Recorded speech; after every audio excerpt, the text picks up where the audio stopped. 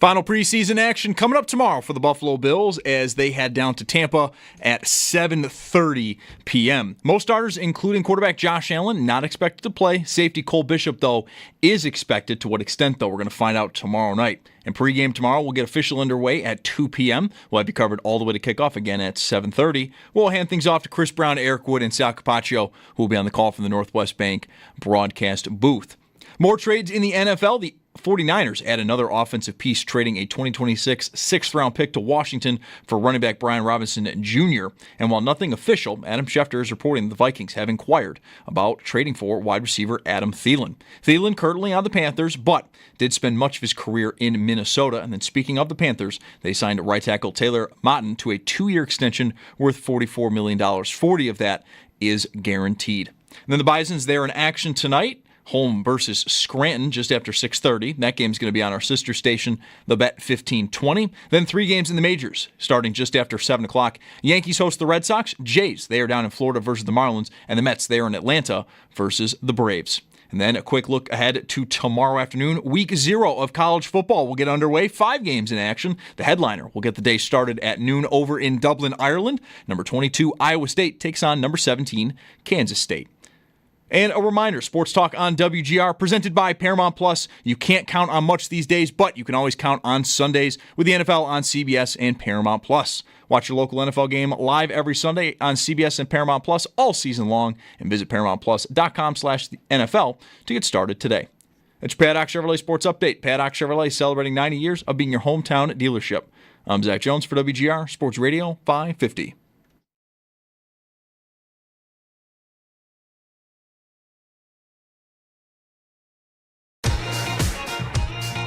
My dad's not here right now. He's still at work. So I'm going to blast him. Mike Schopp and the Bulldog. I'm going to see if there's a clean version so that my parents and the people at my school will not get mad at me. We've got the spritzer filled with water just in case if stuff gets too fire. I'm going to set up the speaker and I'm going to listen to Mike Schopp and the Bulldog. I think this is the best Mike Schopp feature that I've heard in a long time. I think his flow is really good in it, and I like his aggressiveness on it. And the Bulldog put not enough effort in it. I think overall his flow was good, but I don't like that mumble rapping. That was my review of Mike Schopp and the Bulldog. Didn't need a spritzer. Wasn't fire enough. No spritzer for you. No spritzer. All right, good afternoon, everyone. Glad to have you with us today. I am the Bulldog. Mike Schopp has the day off. Zach Jones alongside. I don't normally like to start these shows, any show, encouraging you to go listen to something else.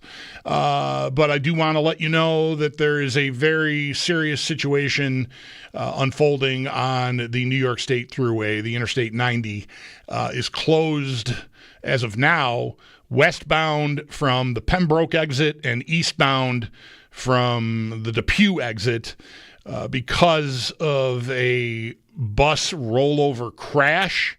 There are, as of now, according to our sister station, WBEN News Radio 930, at least 3 fatalities reported in this tour bus crash. According to New York State Police, a total of 52 people were on board.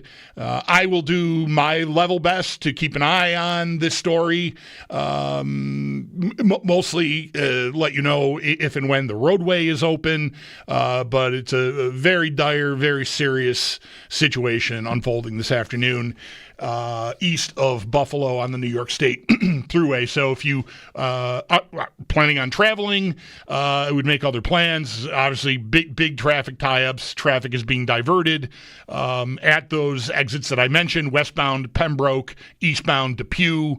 So you can expect huge delays on the roadways around those exits. And certainly keep the people involved in this and their families in your thoughts.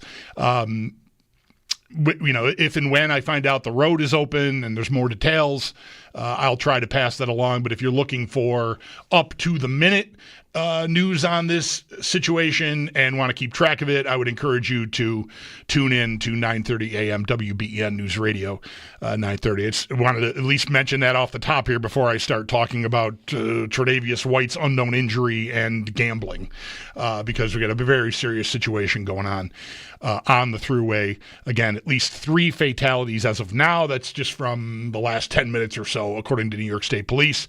Could be more. I mean, when you see worded like that, at least, you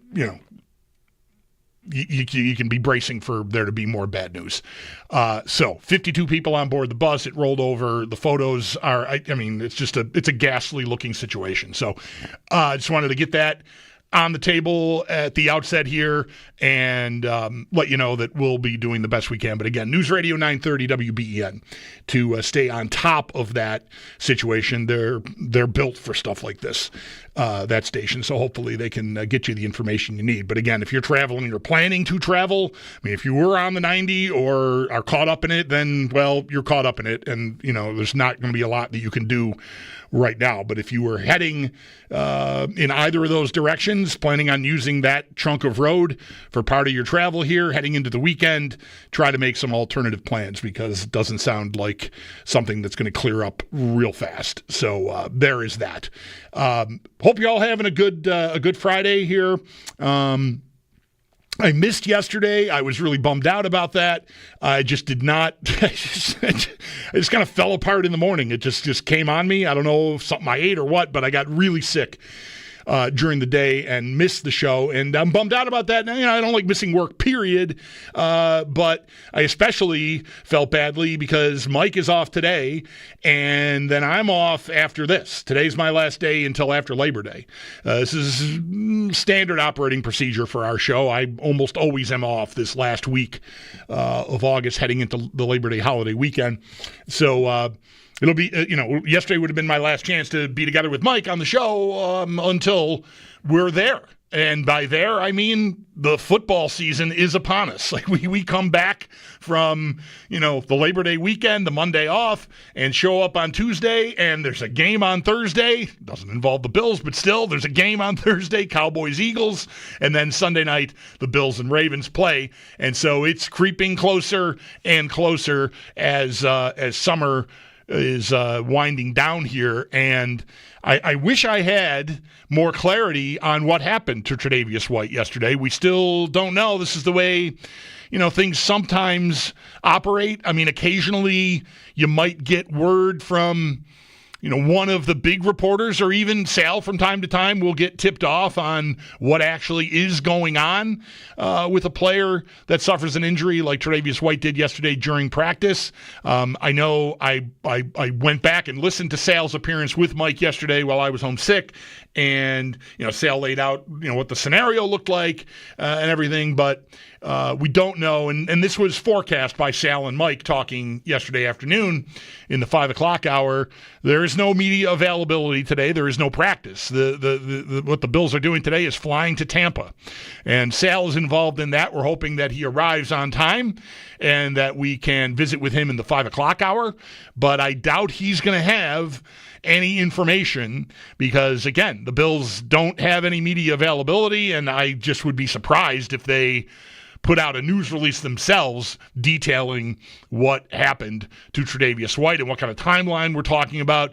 I know I heard Sal and Mike talking about whether White would be on the trip or not, and even that can be, I don't know, false flag is a little bit strong, but not always indicative. Sal mentioned how Cam Lewis didn't make the trip last week to Chicago, but was right back at practice this week. So, knowing or not knowing whether Tre'Davious White is on this trip could get you a lean one way or the other. I would say, obviously, if he's on the trip, that would be encouraging. But again, we're not going to know until maybe after the game tomorrow night. I mean, McDermott's not going to do media until then. So I would imagine that's going to be the next. That's a long time to go with uncertainty about a position we have largely been stressing over since before the draft, and certainly since Maxwell Hairston went down with an injury early in camp. He is still a ways away. It's been speculated often by people who cover the team and talk about the team, including us in here, that maybe IR to start the year is in the window for Maxwell Hairston, the Bills' first-round draft pick at corner. It was a nice story when camp started that Tre'Davious White was seemingly outplaying the rookie. And, it was said before Hairston got hurt even that if, this is a true competition, White was winning it. But again, listening to Sal yesterday with Mike, didn't love his weekend in Chicago. Well, really, the practice. I don't think White didn't see the field against the Bears in the game itself on Sunday night. But in the practice session, Sal thought it was uneven, maybe. I don't know, that wasn't his word, but that's how it sounded to me when he was describing it. So I guess we're all sort of back to on alert about corner 2 and what they're going to do, what the Bills are going to do there. And a lot of it obviously hinges on knowing what the way forward is going to be for Tre'Davious White. Cross your fingers, cross your toes, cross everything you got that you can cross, that he's not seriously hurt. The way Sal described the scene yesterday that I heard, White looked visibly frustrated initially when talking with trainers while still on the field. He wasn't on the field, but on the surface of the field, like off to the side behind the bench, is how it was described. And there was frustration there. And eventually he got a ride from the field back to the locker rooms they're using now, because they're not using the game day locker rooms in the stadium currently. So be careful about assuming things because of the cart. It was a long ride, et cetera, et cetera. Anyway, we don't know. And we may not know for more than 24 hours yet, right? Maybe more like 30 hours before we have any information from the Bills. Again, if something breaks on that, we'll be right here on top of it to fill you in. But I'm wondering now how fans are feeling about what should the Bills do about that position. Again, I heard Sal this morning with Sneaky Joe DiBiase saying that, Dane Jackson, Jamarcus Ingram, those are the first 2 guys up. There's a draft pick in Dorian Strong there as well. I think Strong is making the team. I'd be surprised if they cut him, even though he was a Saturday pick, right, round 6, I think. But I don't think he's ahead of Jackson and nor Ingram at this point. But it was interesting to hear Sal say that in his view, and this makes sense to me anyway. Dane Jackson he's the next most experienced guy. He's got time in the system, of course, prior to his 1-year departure in Carolina. But the way Sal said it was like if Tre'Davious White isn't hurt, that Dane Jackson is probably in trouble to make the team. And yet, if he is, maybe he's in line to be the starter, which is kind of it's a little bit of a riddle, right? like you're telling me he's the next man up, but also if everything goes well, if White is not injured seriously and they can count on him to be back practicing before the opener and obviously on the field for the opener, that maybe because of the other numbers they've got, Dorian Strong, a new draft pick, Jamarcus Ingram, who they've liked, that maybe Jackson is an odd man out at corner. So it's kind of like an all or nothing thing. If there's injuries, enough injuries, Hairston and White particularly, then maybe Jackson is penciled in as a starter until anyone else can get back. But if, say, White isn't seriously hurt, maybe Jackson's in trouble to make the team. And that does not give you, I don't think, it doesn't give me a ton of confidence in the whole operation, right? So what I'm wondering is, are we back to thinking about Rasul Douglas? Are we back to thinking about Stephon Gilmore? Remember him? Douglas is a more recent Bill, more familiar with the recent system here, so maybe that makes more sense. But would you want them to go into that market? I think, thinking about this final preseason game and then cut down on Tuesday all around the league, corner was already somewhat in the in focus for Bills fans as a problem position, and maybe you'd be thinking about supplementing it with someone else who maybe you like better than the guys you have here in depth positions at corner. Safety could fit this same bill. Although I myself have kind of calmed down on safety after spending all day Monday talking about Cole Bishop and DeMar Hamlin, but that's just me. But between now and, say, next Wednesday, after cutdowns on Tuesday, I'm wondering if you have out there at 803-0550 is the number if you want to share an opinion about this or answer this question. Is there a position you think the Bills should be most aggressively pursuing as cutdowns come, right? If there's a guy out there that because of money and depth at the position, a veteran corner, is that worth trading a day 3 draft pick next year for? Ahead of, if it's a guy that a team is already planning to release as they get to that can happen. We've seen some trades happen here in the league in the last few days. The 49ers have done a couple of things. The Vikings are said to be pursuing Adam Thielen. I've not seen that's gotten across the finish line yet, but there's, it's that time of the year, right? Teams that have guys that just don't fit anymore. It doesn't have to be, it's never a great sign if a veteran player is going to be released in a numbers game, but it usually is attached to a larger salary. And if they've got a kid who's shown up this year and maybe even somewhat unexpectedly outperformed what they were expecting and outperformed the veteran with the bigger salary, you can end up in a spot where a guy that could still be useful to you is available. So I'm wondering if fans are thinking about that. I definitely am. Again, I'll be away after today, but I'll be paying attention, keeping an eye on it, and curious to see what the Bills do end up doing there, if anything. Again, we're sort of in a holding pattern because we don't know. The team obviously knows. So whatever, their actions maybe will even precede any speculation about Tuesday and waiver claims and trades that could happen to supplement the position. I think if we would see the Bills do something between now and cutdown day, I think in between now and tomorrow night, say, when we might find out more information about Tre'Davious White's injury, that would maybe be a tell, right? Indicator that they are trying to find someone to supplement what they've got. Because I got to tell you, like, if Dane Jackson's first in line and he's realistically in danger of not making the team if other guys are healthy, that doesn't sound like the best plan to me to be your starter. Now, if it's a situation where, White has something that's, a couple of weeks, he's in doubt to make the opener, but he could be back in time, or he could miss a week or two. Maybe you feel like you can get by without doing anything outside of the roster right now as far as acquiring a player, going and signing Rasul Douglas, who is still available out there, or Stephon Gilmore, or any other name that comes available when cutdowns get here.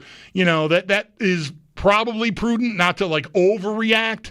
But if it's anything major, like multiple games missed type situation with White, boy, I'd be ready to get pretty busy looking at what might be available out there to me. Again, either via trade prior to Tuesday, or just simply combing the market and looking for guys that you've got good grades on, knowing if they were to become available, then this is someone you might feel like is better than what you've got in-house here. So I would think the Bills personnel department is working hard on that. Again, in case they end up needing it. 803-0550 is the number. We've got a final preseason game coming up on Saturday at 7:30. Pre-game coverage tomorrow begins at 2 p.m., I believe. There is a special, I'm going to say special, Sports Talk Saturday. It's special because my kid's co-hosting it. Zach, do you know who? Is he doing that with you? Or is that? No, it's going to be with Josh. With Josh, okay, Josh Schmidt. So, we'll it's pre-game. So 11 a.m. coverage will begin heading towards tomorrow night's preseason finale in Tampa. And the one thought I have that to me is, I don't think it's exactly a hot take, but it's an opinion that I feel pretty strongly about. Looking ahead to tomorrow's game, I'm thrilled to hear that Josh Allen's not going to play. That has been my preferred mode of operation here for multiple years. It's never happened that he hasn't played at least a few snaps in the preseason, but it looks like that's what's going to happen here. McDermott said yesterday that Allen would not be playing in this game, but Cole Bishop is going to play.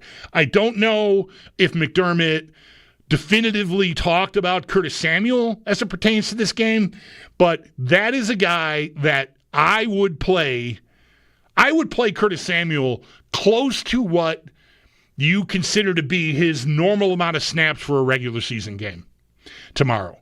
And the reason for that is not to see what he can do for me. It's mostly to see if he can get through a game. And I know it's a little backwards, right? If he's going to matter in the big scheme of things, like if he's secure and on the team, then obviously you can throw this out the window. But I think his injury history and his inability to stay healthy, going back to last season and into this summer, I feel like the thing I'm most concerned about is not what he can do for me if he's healthy. Because I think if he's healthy, we're not even having this conversation. He's on your team. But he's had trouble staying healthy, and if I'm going to count on him, I would want to see him play 20 snaps, 30 snaps. I want to see him get a workload tomorrow. Again, not to see what he can do, but to see physically how he responds to it, right? And this is a little cold and maybe harsh also, if those aren't somewhat synonymous in this context, but if he can't get through 20 to 30 snaps in a preseason game, I don't care who's throwing him the ball. I don't even care if they throw him the ball. I don't care if they hand it to him on jet sweeps. I just want him to take snaps and actively participate in the game. And if he can physically get through that, then I might feel a little bit better about him being on the roster. He is the guy to me that I'd be most worried about. And look, releasing him is not ideal. You're not saving any money. You're going to have more dead money piled on to the dead money you've already got. But it would free up a roster spot for someone else who maybe you feel like you can count on more. And that is really where my mind is at with Curtis Samuel. This is a player, I liked the idea of signing him, but last year just did not really go well at all, to put it mildly. He did contribute towards the end when he was assumed to be healthy, but this has been uneven again, and he qualifies to me as a starter or a veteran player who, if he's healthy and there's no question about this, then he's on your team. And usually you protect guys like that from playing in the preseason and getting hurt. But if I can't get him through 20 or 30 snaps tomorrow, then I think maybe the decision makes itself for me. And I would want to take that out for a spin before I just put him in bubble wrap and say, okay, we're saving him for the opener against Baltimore and for the regular season. Because if the first time he has a regular game workload, something's going to go sideways for him physically, then I think I've done my roster a disservice. So I don't know if that's exactly a hot take or anything, but I'm hoping Curtis Samuel plays a decent amount in this game tomorrow. Let's fire up the phones here. CJ is first up this segment. Hi, CJ. Thank you for calling. You're on the air here on WGR. Hey, I appreciate it. So I do like what you said as far as like going to get like some corners to fill these roles just in case Trey White isn't available. But I would go a different route, and I would say bolster the D-line to help the back end. And that's just – I know the Bills have been looking for it. They use a first-round pick on Rousseau and then the second-round pick on Boogie Basham. And then they've been looking for this D-line. If you really believe that's what you need to win, go get it. Because we've seen last year in the playoffs, Benford went down with an injury. We're back where we are right now. Greg Rousseau – Douglas was on one side, and then we have somebody else on the other side. Like, I don't that really was Elam. Yeah. Yeah. So, like, why not just really, if you think you want to help the back end with the front, go get the front. If you think for years that's what you needed. CJ, the thing that I would say to you is that they've already done that. I mean, they poured resource upon resource, not all the way back to the draft with Rousseau and Boogie Basham, who moved along relatively quickly. But, A.J. Epinesa was after that, and then you've got Ed Oliver mixed in there, and then you've got this year where you've got a second-round pick in T.J. Sanders, a fourth-round pick in Deion Walker, you've got free agents in Larry Ogunjobi and Joey Bosa. I mean, Michael Hoyt, they poured resources in. I think their D-line is on the floor. Like, they've got their D-linemen. I know we can all get intoxicated by the idea of like a Micah Parsons or a Trey Hendrickson or something. But, and look, those players are players that are of a caliber that the Bills simply do not have here. Rousseau's the closest probably. Maybe Bosa if he's healthy, but that's always been a question mark with him. I'd be really surprised if they did anything really meter moving at defensive line. I think they've done their work there. And that's not been a position of problem here in the spring and summer. They've been relatively healthy up there. So I'd be surprised if they did something to supplement that group. I think the question would be corner, and then maybe to a lesser degree, at least for me today, as opposed to Monday, safety. Thank you for the phone call, though, CJ. Do appreciate it. We'll hit up a timeout. Our buddy Sam Padiotovich from Bet Sweats, coming up right after the break. We've got Matt Perino from the Shout Podcast and NewYorkUpstate.com coming up at 4. Sale in the 5 o'clock hour, depending on travel. That is the way forward here today. Again, thank you for joining me along with Zach Jones. I am the Bulldog, and you're listening to WGR.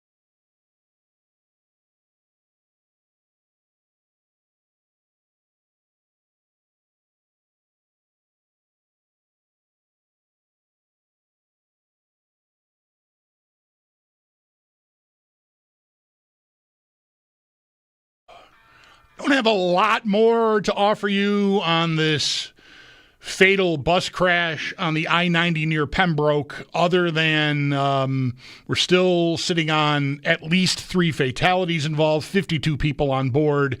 Latest I do have from WBEN is that the eastbound thruway from Depew to Pembroke is expected to be closed for the remainder of the day. I don't have an update on what that means to the westbound traffic. When we first started the show half an hour ago, I mentioned that westbound the thruway was closed at Pembroke. I don't know if that's going to continue to be the case. Just really in general, avoid the I-90 east of the city. East of the city. It's a serious situation, and we'll try to keep on top of it as best we can. If you want up-to-the-minute information on this accident, News Radio 930 WBEN is where you want to go. Joining us now on the West Her Hotline is our dude Sam Padyanovich, Sammy P on the Twitter machine, co-host of Bet Sweats. You hear that show from 9 to noon on the Bet 1520 here locally or on the Odyssey app. Sam, my son and I were extremely sad to miss you in Boston last week, but somehow we persevered and had an amazing time while you were in Las Vegas, by the way. I figured you would. I feel like the party follows you around everywhere. It's like Pigpen, like the cloud in Charlie Brown, like only you're a good time instead of a dark cloud, like a dirty cloud. Mm-hmm. And you guys were a part of the Yankees suck chant too, right? Yeah, that was our section had that going. I thought Owen got his first time at Fenway. He'd been to Boston in his hockey travels numerous times, but never like spent a day like we spent, and had never been to the ballpark. And he got the full treatment. The Yankees suck chant. There was a dude behind us that was really in the ear of the first base umpire, to the point where the ump was acknowledging this guy, heckling him. Like, it was good-natured. We had a great time. We had an absolutely great time, and it didn't turn into like a booze-soaked mess either, which I'm proud to say at 60 years of old, I finally learned how to get through a day like that without regretting the 4 a.m. alarm to get back to the airport. I understand. Those remind me, those games, those booze-soaked nights, they remind me of being a kid going to Cubs Sox on the South Side, and there's nothing White Sox fans love more than instigating and then finishing fights. I remember my parents used to bring my brother and I to the games and be like, all right, we're going to leave early and miss out on the brawl. So top of the ninth inning, we were out of there to avoid the fights and the cops, because Sox fans were never good at losing to the Cubs. So anytime the Cubs would win, they would chirp all the way down the ramps, and then some Southsider that heard the wrong thing would come swinging, and that's all it took. Nobody needs that. No, nobody needs that. Even this Yankees. I mean, there were no Yankee fans there. The Red Sox were playing the Marlins, which is what made the chant so funny to me that it was happening. Reminds me of Rangers fans chanting "Potvin sucks" when the Rangers would be playing the Sabres or something. Just, really just on the nose type stuff. But it was seemingly a very well behaved crowd. It was my first time at Fenway since they had redone, the whole place. Really, I mean, I hadn't been there in 25 years, so we really had a great time. Even again without you being there.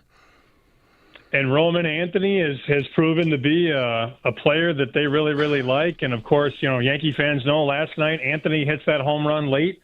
Red Sox are up 4-3, and then the Yankees give up a big one.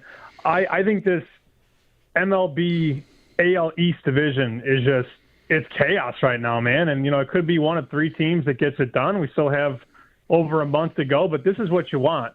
You want 3 teams within 5 games at the end of August, because it's really going to heat up, and we'll see who's ready to meet the pressure and who's not able to. So Toronto right now about a 5-game lead on the Red Sox, 4.5-game lead on the Yankees, but it could be any of those 3. Let's be real. I'm glad you mentioned Anthony hitting that home run, because I have a question. This is not going to come, I hope it doesn't come off as a complaint, although I do feel like complaining. I was out sick yesterday, but I found my way to putting in a parlay for the Red Sox-Yankee game. And when I got in there to start doing it, the first thought I had was, I want Roman Anthony to hit a home run. I want whatever the odds are going to be on that. I want to bet it. It's his first game at Yankee Stadium, and I thought this is a good bet. And he was not one of the. I could not find him in the to hit home run grouping. It was like 8 or 10 guys maybe deep, and he wasn't among them. And I thought, that's kind of weird, but okay. And so I threw it on Duran. And don't you know, the rest of the parlay hit. And if I'd been able to put, at plus 500 or something for Anthony to hit a home run, I would have won, $1,500. But it wasn't a choice. And do you have any idea? Is that just random? Is it my app being buggy? Like, why would they not have that's a prominent player. It's a young player. He's relatively new. Not included in something like that. Is it because they're worried too many people are going to bet it, and if he hits, they'll lose?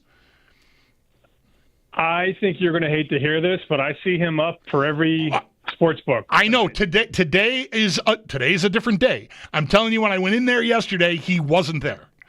And oh, man, that stinks. I was so bummed out. I mean, whatever. At the time, I didn't think anything of it. I even fell asleep last night before he hit the home run, but I woke up and saw he hit a home run. I'm like, oh, come on. I was that close. But it's so bad because he smoked it. I mean, he roped this thing. It's one of those home runs where the pitcher just looks at the ump and asks for a new baseball. You knew right away it was gone. Yeah. Man, that stinks because he's usually like 6-1, 7-1 every night. And when you peg it right and can't get rewarded, that's the worst. Yeah. So I did find today, I have a couple of parlays for that game in. And it was acting weird again today. Like at one point, the list of guys to have 2 runs batted in the game was not full. Like it was only a half a dozen guys. And then I refreshed and came back, and there was a whole list of guys, including him, by the way. So maybe it's just me. Maybe I need to refresh the app, update it or something. I don't know. But I was really bummed out about that because, what I'm bragging. I was right, and I didn't get paid off. Let's be real. Your phone has betrayed you before, Bulldog. I think it may be the phone. But let me ask you, since you're hot right now and you got the dice, who's going to homer tonight? I don't know. How much do I want to admit here? How many parlays I've got in on this game? I think I've got Bregman and Judge to homer in this game tonight. Oh. Okay. That's where I'm at. Do a little clickety-clackety over here. I have to tail this now because if it hits, I'll never hear the end of it if I don't play it. Yes, get on it. Yeah. The parlay is the over, Bregman and Judge to hit home runs, Anthony to record an RBI, and Sox on the money line. That is... You're just finding legs at the end. I love You're like, and this. Yeah, and that, and that. Listen, everyone, Sam, you know this. I don't win a lot. All right. I mean, this is how I do it. I play the lottery when I'm on these apps. So that's what I've got cooking there tonight. So this is very similar though. This is an exercise I do with my friends every Sunday NFL because my friends. They like action, like you. And it's fine. I mean, it's okay if you're doing it responsibly. But I start betting NFL because many people don't even know this. During week 1, when the games are going on, the lines will come out for week 2. So I'll start betting week 2 during week 1 games because you can get really good numbers while everybody's watching for their fantasy team and looking for their parlays. They put lines out for the following week that Sunday. So I start betting NFL Sunday and Monday, and then I get really good numbers, and I'm trying to beat the market. And then every NFL Sunday, 30 minutes to kickoff, I'll get a text from my buddy with an 11-leg touchdown parlay, and he'll ask, what do you think? And I'm like, what do you want me to say? Like, it's not going to win. I wish you the best, but it's not going to win. And then they're like, you're no fun. And I'm like, we see things so differently, me and my buddies from back home. Yeah. To score a touchdown parlays, I've done that. I don't do that every week. I should disclose here, I get paid by FanDuel. So, for me, if it sounds like I'm being flippant here and irresponsible, I'm really using a quarter of the money they pay me to place wagers is pretty much how I do it. That's my budget. And I'm fine staying afloat that way. But it allows me to, be a little more, a little more aggressive, I guess, at times. But yeah, I get intoxicated by, let's see. Okay, Derrick Henry to score. Joe Mixon to score. Ooh, look at the odds on that. I got 7 guys. Hey, it could happen. place bet, and like it never hits. It never hits. Like 3 of the 7 guys will score a touchdown. Like, oh well, I was close. Not really. And it's just kind of frivolous, I guess, in the end. Sort of like the eight leg parlay you and I did last month for the division winners. Like, do I expect that to win? No, but while it's alive, it'll be fun. If it does hit, though, we got a ball game here. So I wanted to ask you, I actually wanted to turn the tables and ask you a question because I have a bet I've been thinking about. I will get to my Super Bowl pick in a second, which I know you know what it is. But I look at Josh Allen. They have all these books, FanDuel, DraftKings, BetMGM, have a number on Allen rushing touchdowns for the season, okay? Uh-huh.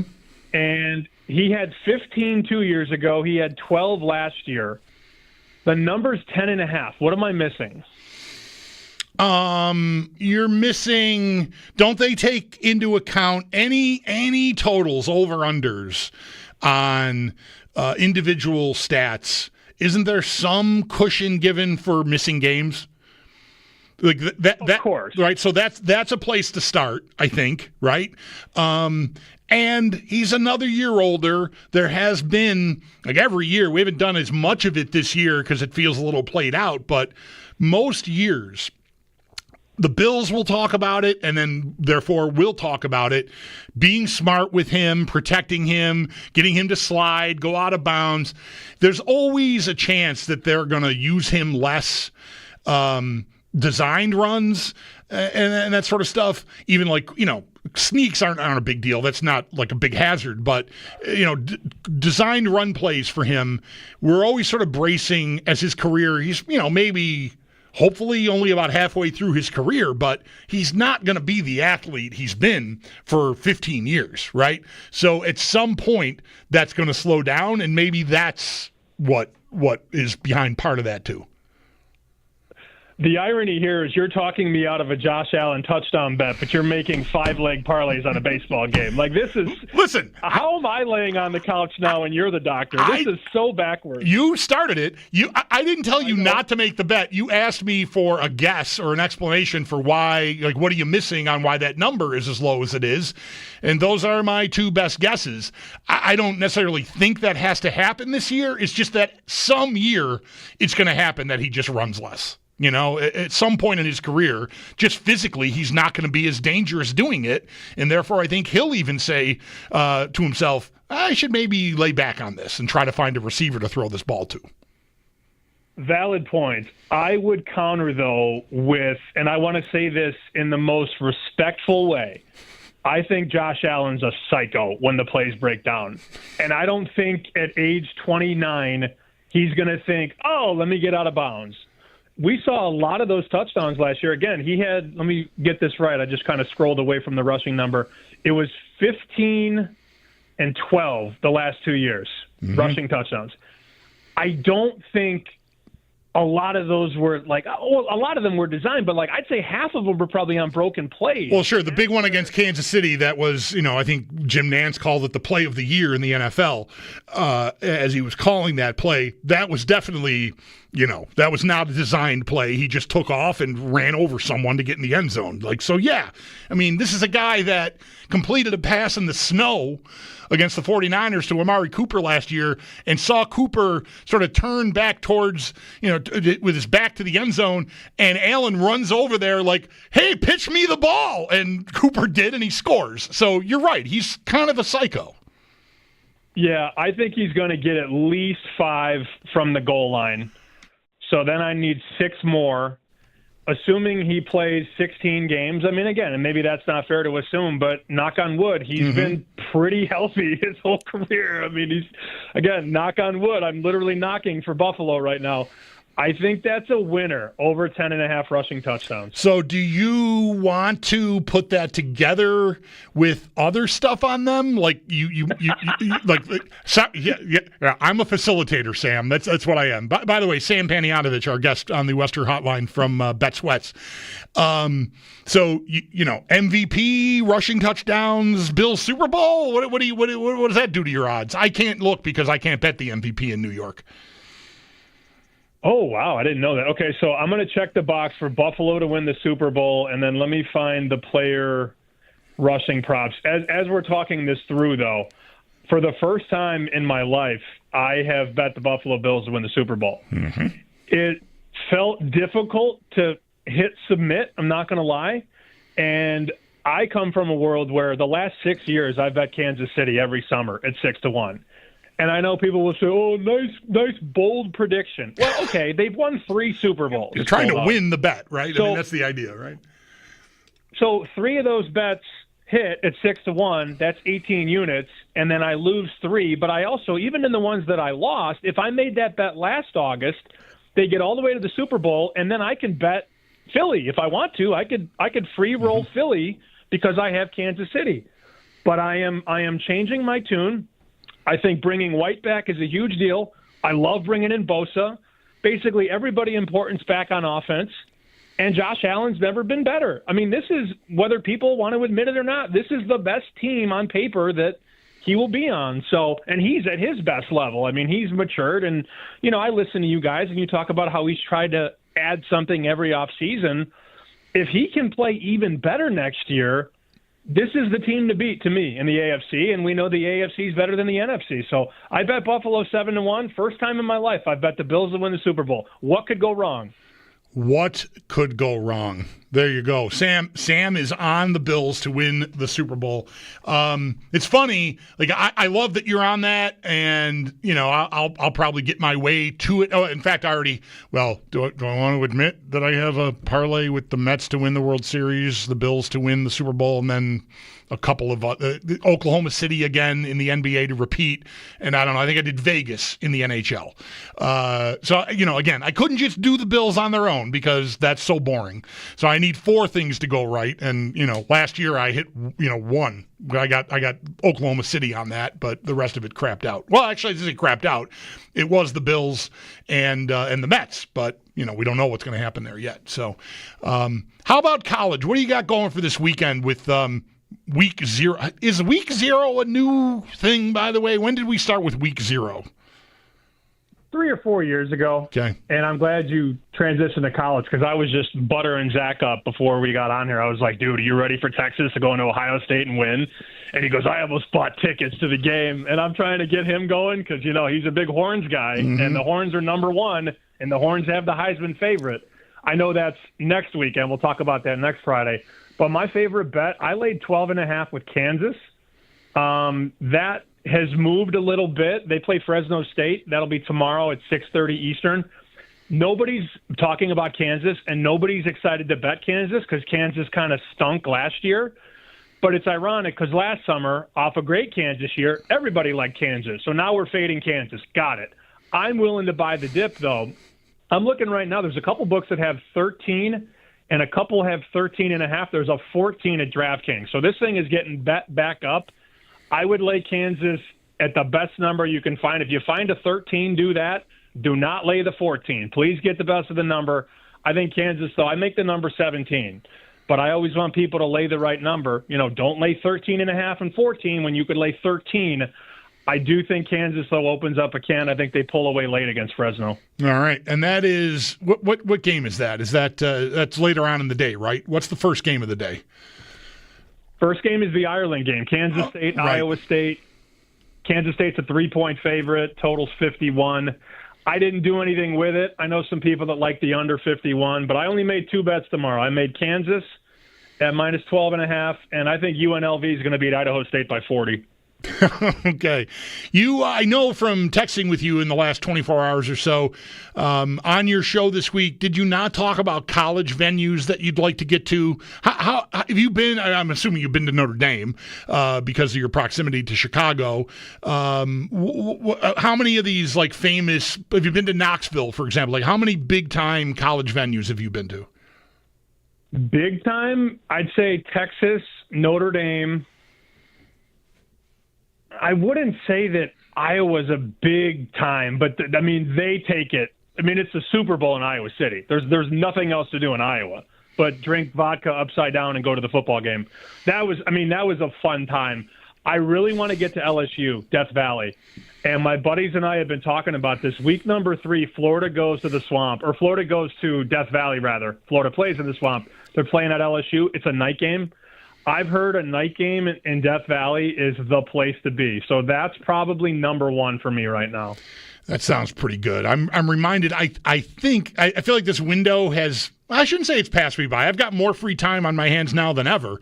Really, it's that my travel partner maybe doesn't because he's got 3 little kids now. But Jeremy White from our morning show is a Syracuse grad, and I know he went to see them at Clemson quite a few years ago now. And we had talked about. I think there was an LSU trip 5 years ago, maybe more, that we had talked very loosely about. We never got to the point of like looking at flights or anything, but we had talked about wanting to do that. And I never did. I've never made it. I've stood outside Notre Dame Stadium one time on my way through on a hockey trip, but that's it. And I definitely felt the vibe there. Like, I'm not a big Notre Dame guy at all, but being there, I thought, okay, I guess I understand why people say you got to go, because it was powerful just standing in the parking lot. Any of these SEC schools would be just fine. I mean, you throw them out there. Going to the Grove in Oxford for an Ole Miss game. Right. How about Tuscaloosa for Alabama? Now you got to weave in Oklahoma and Texas. I've been to Texas. LSU, Florida, Georgia, even Texas A&M, Vanderbilt. Like, all of these places, South Carolina, Arkansas, like, the hospitality is so heightened because all people in the SEC want to do is have a good time and barbecue. I mean, what's wrong with that? Nothing. Sam loves it between the hedges. That's the story with Sam Panayotovich. All right, buddy, we got to roll. Have yourself a great weekend. I'm off next Friday, so I won't talk to you until the Friday before the openers. So, or really after the first game of the season on Thursday night. Take good care of Mike next week and be cool, and we'll talk to you down the road, bud. All right, man. Good to hear from you, and let's go Kansas tomorrow. All right, you got it. That's our man Sam Panayotovich. Bet Sweats 9 to noon on the Bet 1520 here in Buffalo and on the Odyssey app worldwide. I don't know why I did that with my voice. All right, let's hit up a timeout. Matt Perino will get his thoughts on the Bills' roster construction, how much of a crisis, if at all, there is at corner number 2 again now, and much more heading into a final preseason game tomorrow night for the Bills at Tampa. Matt Perino, New York Upstate, and the Shout Podcast after this on WGR.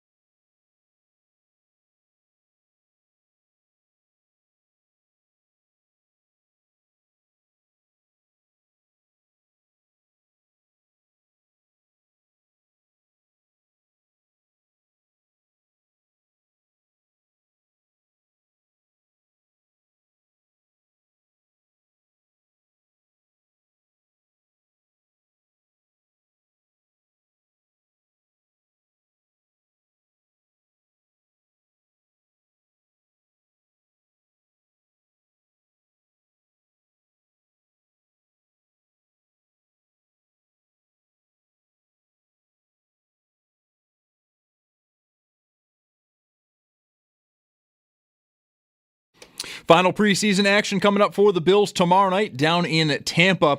Most starters, including quarterback Josh Allen, not expected to play, but safety Cole Bishop is. However, the extent of which he will be playing, we'll find out tomorrow night. Pre-game tomorrow will officially get underway at 2 p.m. We'll have you covered all the way to kickoff at 7:30, where we'll hand things off to Chris Brown, Eric Wood, and Sal Capaccio, who will be on the call from the Northwest Bank broadcast booth. More trades in the NFL. The 49ers add another offensive piece, trading a 2026 sixth-round pick to Washington for running back Brian Robinson. And while nothing official, Adam Schefter is reporting the Vikings have inquired about trading for wide receiver Adam Thielen. Thielen currently on the Panthers, but did spend much of his career in Minnesota. And then, speaking of Carolina, they have signed right tackle Taylor Moton to a 2-year extension worth $44 million. $40 million of that is guaranteed. Bison's in action at home tonight versus Scranton just after 6:30. That game is on our sister station, the Bet 1520. Then 3 games in the majors tonight just after 7 o'clock. Yankees host the Red Sox. The Jays are down in Florida versus the Marlins. And the Mets, they are in Atlanta to take on the Braves. And a quick look ahead to tomorrow. Week 0 of college football gets underway. 5 games in action. The headliner will get the day started at noon over in Dublin.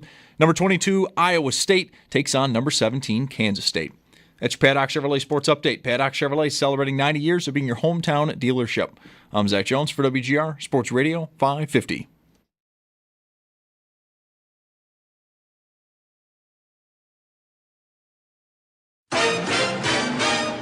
It's Mike Schopp and the Bulldog. They have this Panther sound effect that is just the cheesiest, stupidest sounding thing. Big voice guy going, Panther goal scored by Sam Reinhart. Where'd you get that thing? I trapped it.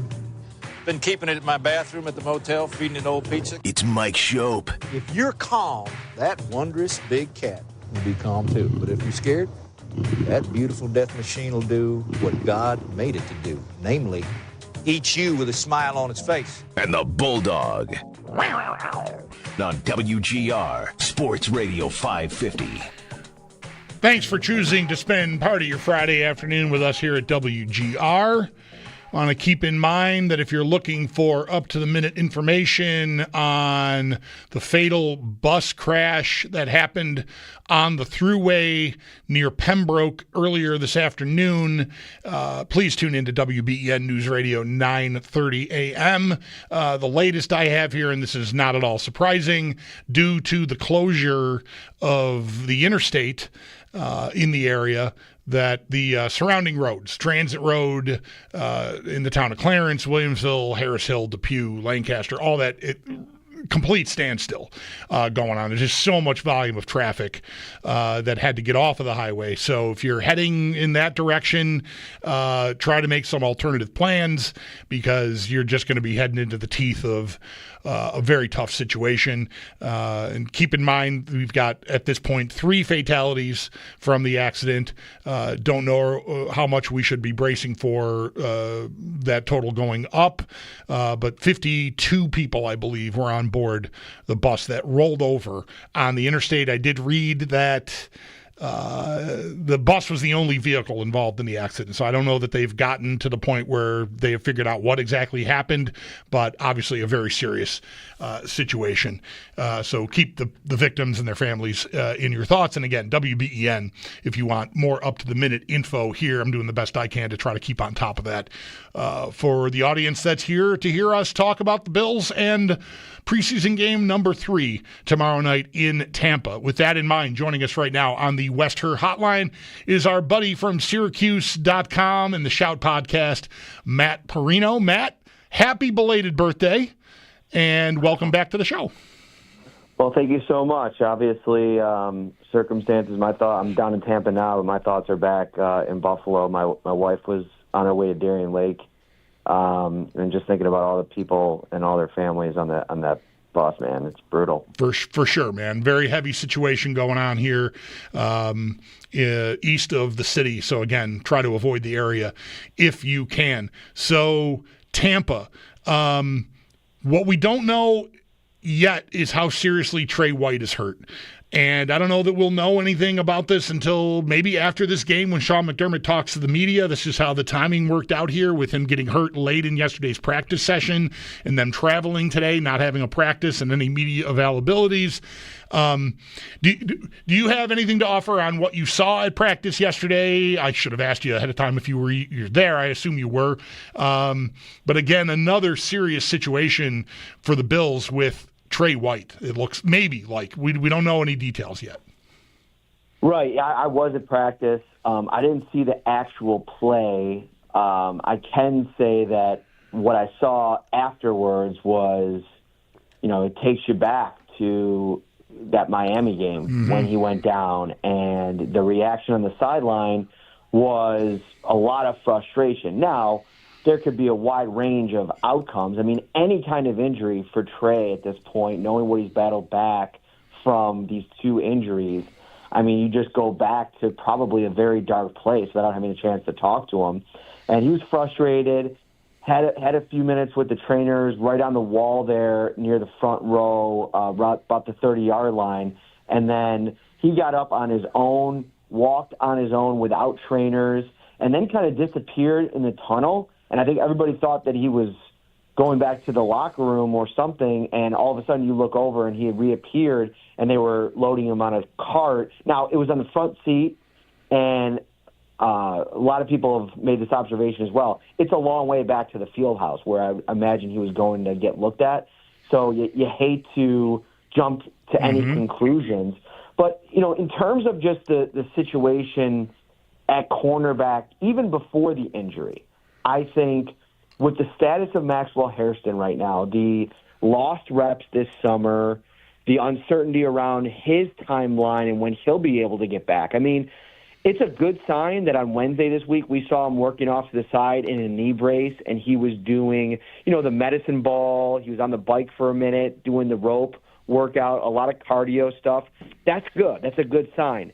But, how far away are we from him being able to actually get on a field and cut and backpedal and do all the things that he needs to do to test out that injury? I mean, we could be talking about halfway through the season before he's ready to go. There's a timeline that could play out that way. So I think cornerback right now, even before the injury, was a concern because I think, listen, Tre'Davious White's older. He's coming off of these injuries. I remember Sean saying at one point in one of his interviews this offseason about Trey is man, it's crazy to think about a guy coming back off one of those injuries. You haven't seen too many people be able to come back off of those two serious injuries like that at his age.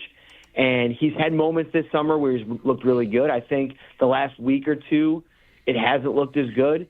So I think the Bills are going to have to ask themselves some real questions over the next couple of days before final cuts and then after final cuts with how they brace for some harsh realities at the position once they get into the season. I mean, Rasul Douglas is out there.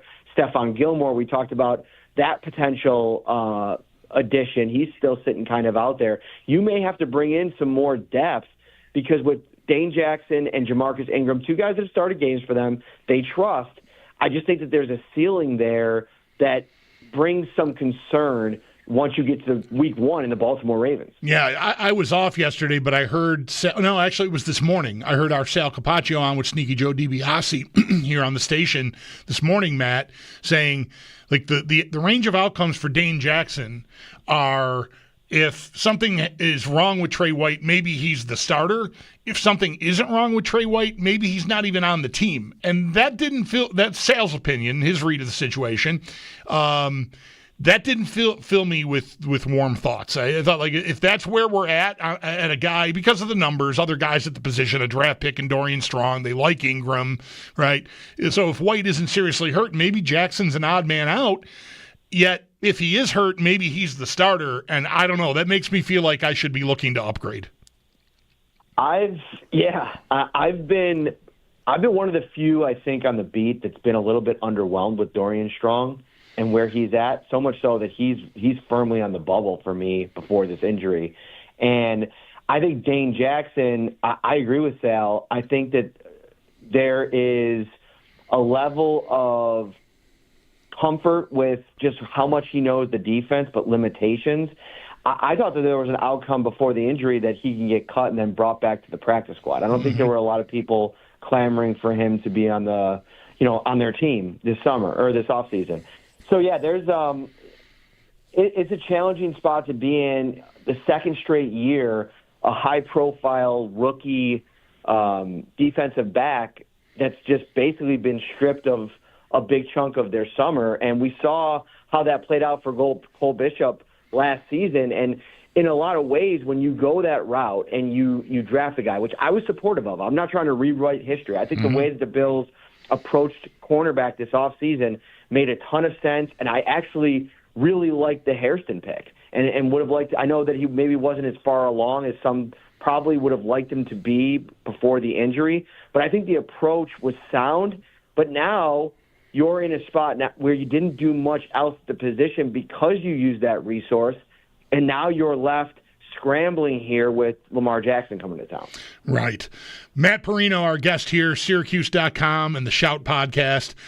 He's in Tampa, Bills and Bucks tomorrow night at 7:30. You mentioned Bishop there and how last summer went for him and how it looks like the same is happening to this year's first-round pick with corner Max Hairston. Of course, Bishop has been the topic of a lot of conversation this week off of Sunday night's performance in Chicago. It wasn't many snaps. There were mistakes. You'd want him to make better plays there. I think, it's been pointed out more than once that he was in a tough spot, single coverage against a wide receiver. Maybe if it's not a preseason game, that's a look the Bills probably try to get out of, because I think they had a corner on a tight end out there in the formation too, and maybe that gets switched, or maybe even there's a timeout called. But still, you'd like to see Bishop perform better there. But I think it's also fair to point out, and in the midst of all the criticism of him, I tried to keep mentioning he had just returned to practice on Friday. So it's not like you should have had very high expectations for him going into the game. I don't know. I'm saying a lot of words here, Matt. Where are you at on Cole Bishop as a starting safety for the Bills this year? I think that's important context that you just talked about there. And I think in most scenarios, because he hadn't had a full practice yet, he probably doesn't play in that game most of the time. But because of the circumstances at the position and with this player in particular, with all the lost reps this summer again, they rushed it, I think, a little bit to get him back out there. He looked pretty good in the joint practice, and then, he was on kind of a pitch count in the game, and it didn't go his way. Listen, the play in question, I dinged him quite a bit for it, and you have to be more competitive on that play. But I think in a lot of situations when you're asking your deep safety to play one-on-one against a speedy slot receiver like that, and that kid was cooking in the joint practice, Zacchaeus. He was about as impressive a guy I saw on the field for that offense that entire practice, and that includes Rome Odunze and DJ Moore. He's going to be a really good piece for them this season. So there's no shame in losing that rep. But from a Bishop perspective, you really start to wonder about where his confidence level is at, right? Like, I thought he kind of trended it in a pretty positive direction over the course of last season. Mm-hmm. Was he great at any point? No. But I think it was just like, you've had all these stories of some of these young players for the Bills in the defensive backfield, Kyer Elam, Cole Bishop, now Max Hairston, where it's like, if you could just see it for a consistent period of time where they get the necessary snaps under their belt, just because there's going to be moments that don't go their way, right? Like, they're young players. They're going to have to, screw up. They're going to have to make some good plays. They're going to have to make adjustments.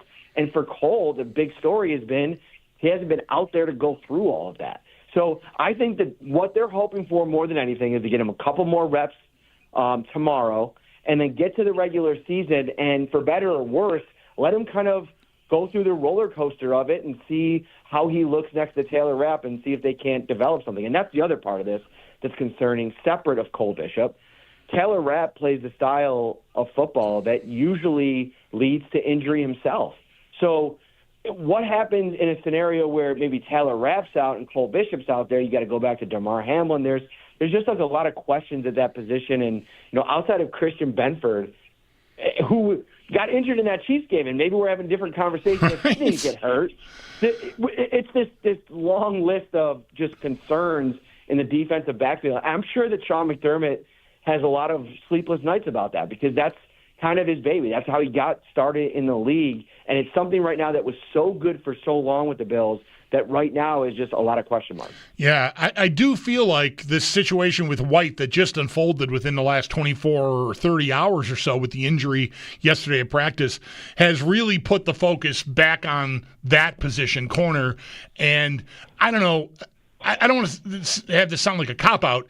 I feel like they probably have got their safety group. Like, I'd be surprised if they made a significant add to that position. I know what it sounded like early in the week because of the performance, but again, it wasn't many snaps, and the amount of practice time that Bishop had missed and the matchup point I made, that is, I think, context that deserves to be pointed out. I think we've got, it's like the crisis moved from the very back end to corner 2 now while we're waiting to find out what is going to be the deal with Tre'Davious White. Hopefully it ends up being good news. We still really don't know anything. And as I said at the outset here, we may be waiting until, 10 o'clock tomorrow night or later before we really hear anything. How about the rest of it? On that defense, they poured a lot of assets into the defensive line. I had a caller in the first hour of the show today, Matt, asked me about upgrading the pass rush, right? Trying to make a big splash move for a Hendrickson or a Parsons. And I just don't think that's in the window realistically. And I think the Bills, their defensive line, I think, is on the floor. You know what I mean? Like they did what they wanted to do in the offseason. And I think, while they don't have an elite level player there, there's only a half a dozen of them in the league to begin with. I feel like they've got a group there that I think they're going to count on. I don't know that it'll get the job done, but with Bosa and Rousseau and Epinesa and Hoyt and really everything else they did on the interior, both in the draft and free agency, I think their defensive line is probably set. Yeah, I would agree. And honestly, I think the biggest move of the offseason wasn't any of the players, because I look at how they rebuilt their offensive line, which was a couple swing and misses, right? There was some success early on when Bean and Sean got here with the offensive line, but it really didn't take off until Cromer got here. And the way that he's built that unit helped kind of find Osiris Torrance and how he's developed Spencer Brown and brought Edwards over from the Rams and tabbed Connor McGovern to be the Mitch Morse replacement in waiting while he played guard. That imprint on this offense and in this team, I don't think you could say enough about that. And on the defensive side of the ball, I feel like that's what they went out and got Ryan Nielsen to be. I know a lot of Bills fans are hoping for a prayer of a Trey Hendrickson type of trade, but I think that there's real value in going out and getting the guy that built that guy. Ryan Nielsen was his defensive line coach in New Orleans all those years ago and ended up getting him paid in a big way. And I think about that from a Bills perspective. We have Greg Rousseau here that has never really had the kind of tutelage that I think could maybe unlock the full package that he could potentially be. And I think that that's what they're banking on. I think that, you go back to last season, it's weird. Marcus West got promoted when Eric Washington went over, and I think Eric Washington left a lot to be desired as a defensive line coach here for a couple of years. And after he moved on, they just promoted Marcus West, and now you're out in the practice field, and Marcus West just looks like, a defensive assistant, and it's Ryan Nielsen's defensive line, and that he could have an impact not only on Rousseau, but maybe accelerate the development of a Deion Walker and a TJ Sanders and a Landon Jackson to the point where even an AJ Epinesa, who's been around a little bit of a while, maybe you get a little bit more out of him.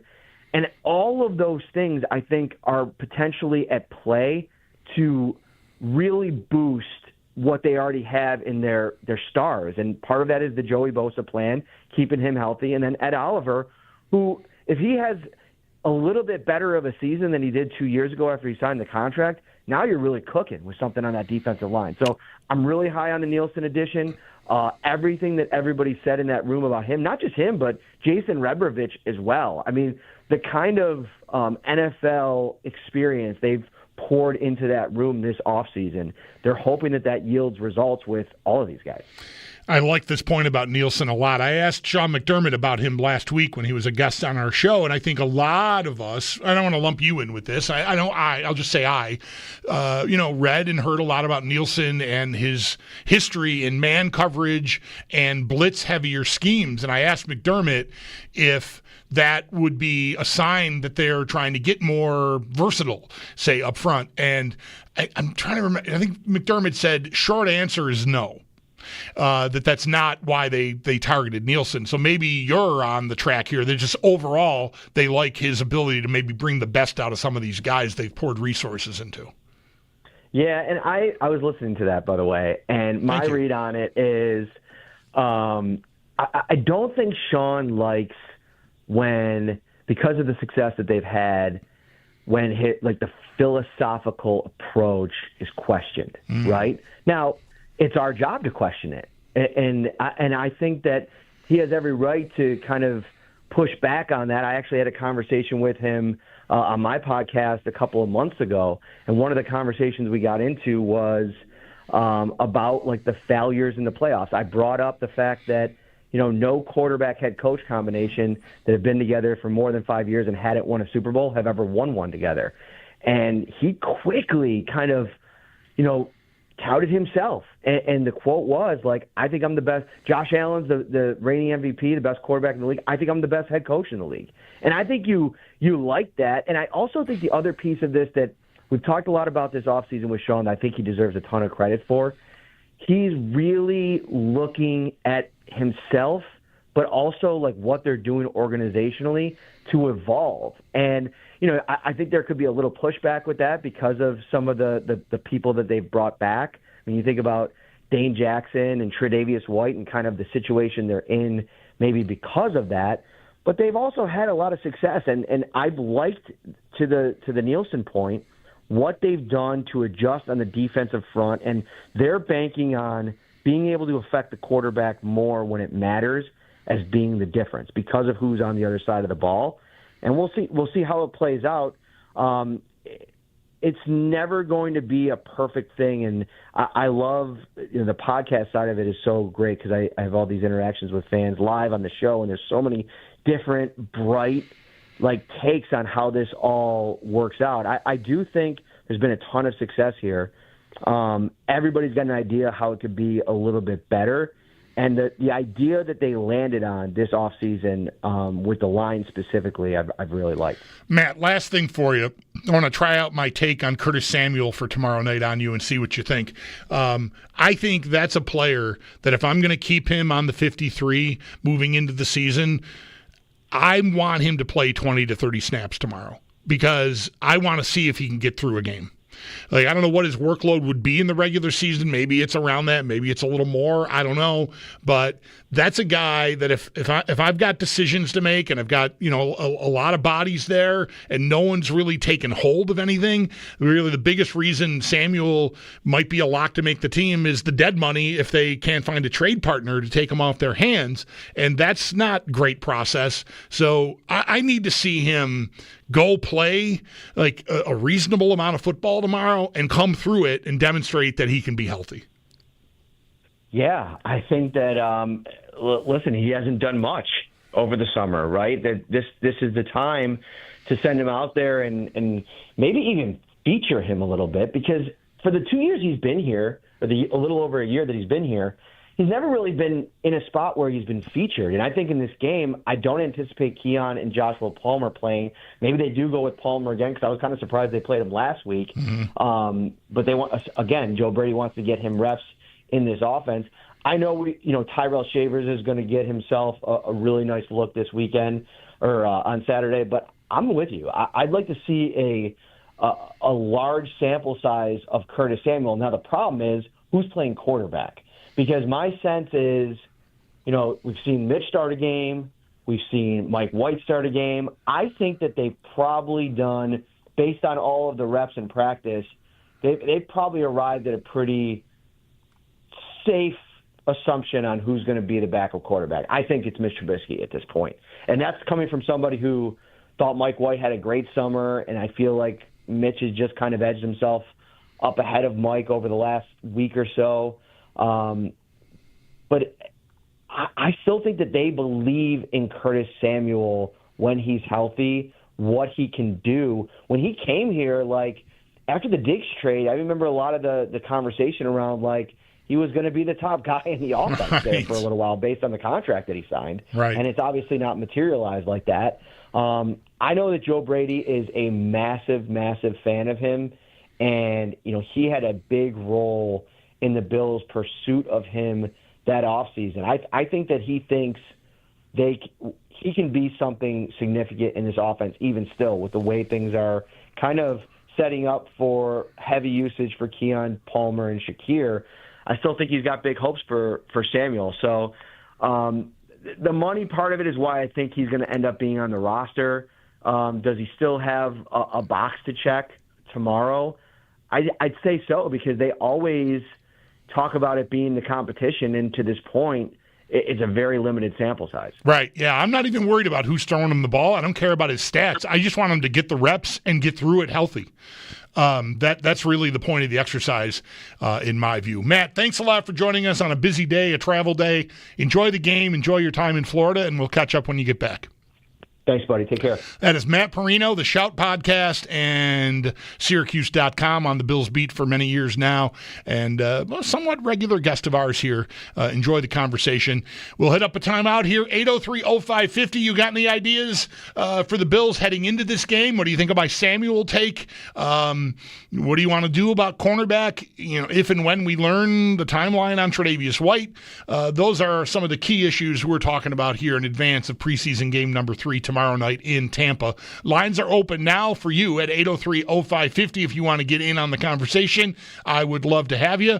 We're about a half an hour or 40 minutes away from Sal Capaccio joining us, also from Tampa, so stay tuned for that. Mike is off today along with Zach Jones. I'm the Bulldog, and you're listening to WGR.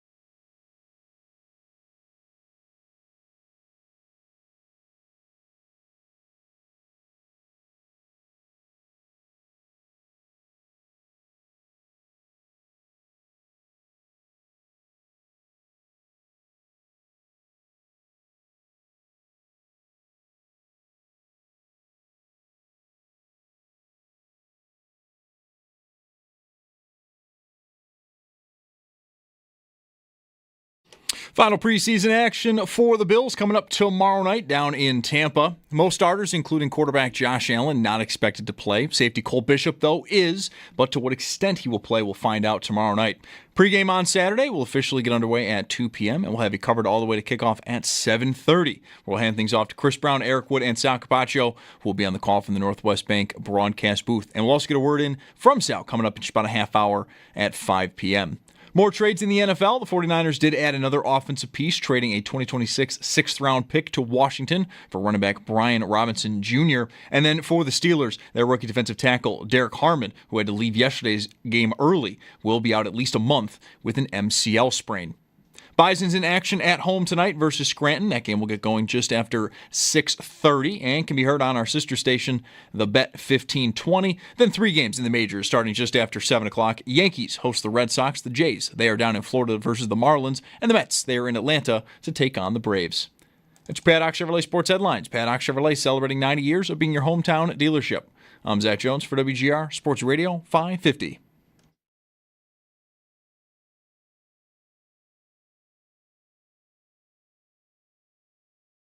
No, he's looked good. He came back, I think, the first day there. He's been back 2 days, I believe, and the first day looked good and looked fast, looked fresh, which happens when you're not out there through the 18, 17 practices leading up to then, or 15, whatever it was. So, yeah, he's looked good, and now it's, hey, how does he look through the weekend here, and then what's the role, right? So everyone has to have a role, and how big or small is it, and what does it look like, and some of that's, with Joe and our offense and working with Josh and getting that, rapport built back up.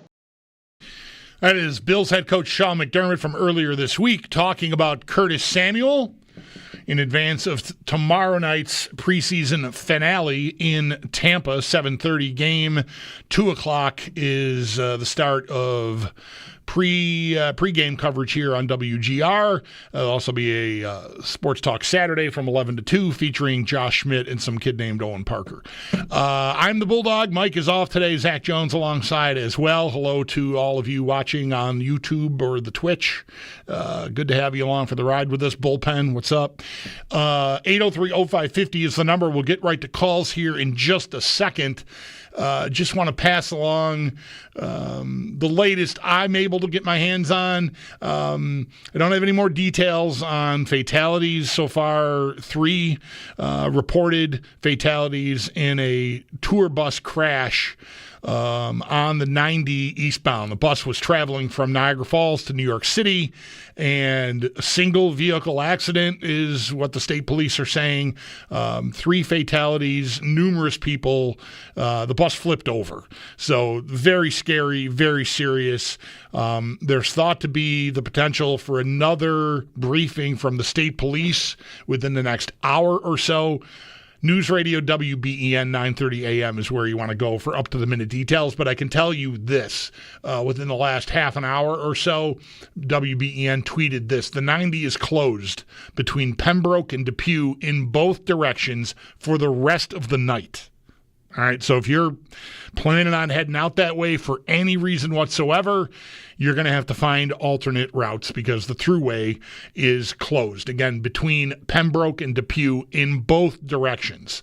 For the rest of the night, you can assume, well, you shouldn't assume anything, but I can tell you that the reports indicate that, and this is not surprising, that the secondary routes around there, Genesee Street, Transit Road, Main Street, out along that way, bumper-to-bumper gridlock type situation. So if you can avoid the area at all costs, do so. But if you have to go that way, try to find the most creative route you can because the main thoroughfares are clogged up because the 90 is going to be closed for the rest of the evening between Pembroke and Depew, both directions. So there's the lowdown on that. 803-0550 is the number. Been talking about cornerback in lieu of Tre'Davious White suffering an injury. It's not been determined yet. At least it hasn't been made known publicly what the severity of that injury is. The Bills, just the way the week worked out, didn't have any more media availability. Some players spoke yesterday, but nobody knew anything about how seriously or not seriously Trey White was hurt in practice yesterday. Sean McDermott is not scheduled to talk to reporters again until after tomorrow's game. So we're going to be in the dark here for a while, unless, Sal gets a little birdie that tells him something that he can trust and go with, or one of the national guys hears something. This is a level of report that you could get something from an Adam Schefter or an Ian Rappaport on it. We've, of course, got our eyes and ears peeled for that, but so far, no word on how seriously he's hurt. I've talked some about Curtis Samuel today. Really, anything and everything is on the table for you at 803-0550. That's the number. Let's fire it up here. John is first up this segment. Hi, John. Thank you for calling. You're on the air here on WGR. Hey, how's it going? I'm really concerned about the secondary overall, but I think there's a silver lining. I trust Matt Verderame. I know he's a Chiefs fan. You guys have had him on. He works for Sports Illustrated, and he was at the scrimmage with the Bears. And he's a Chiefs fan, but he's honest. And he said that, I respect Trey, but, he can't run anymore. And he didn't really have glowing things to say there. And I think where the silver lining is, I go back to Kansas City. I hate to always compare to them, but that's kind of who we have to beat. And in 2022, they drafted 5 defensive backs, and 4 of their rookies were starting in the AFC Championship. And the thing that's kind of interesting to me is I really like Cole Bishop and Jordan Hancock. I think Dorian Strong, he has great agility drills. They're off the charts. The rookie they brought in, Zy Alexander, just a week ago from LSU. Daquan Hardy is a great athlete. I like him. And I just wonder, I'll hang up and listen, if you think Sean McDermott and Brandon Beane are going to probably have some respectful but tough conversations and say, you know what, we got these 5 or 6 young athletes, great athletes in the secondary. Maxwell Harrison will be back week 5 or 6, presumably.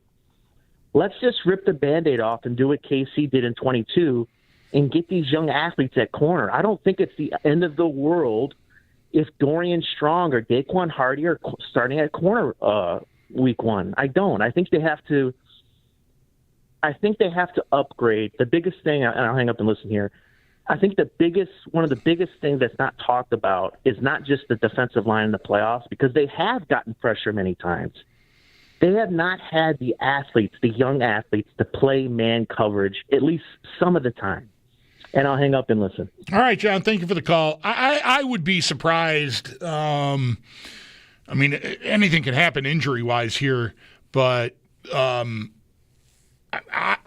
not ready to put a starting corner job opposite Christian Benford on a Super Bowl team, a team with Super Bowl aspirations, I guess I should say, in the hands of Daquan Hardy or Zy Alexander. I'd be very surprised if the Bills did. Strong has gotten. It's interesting. Matt Perino last segment said he feels like he's one of the few that are on the beat regularly who hasn't been that impressed by Dorian Strong.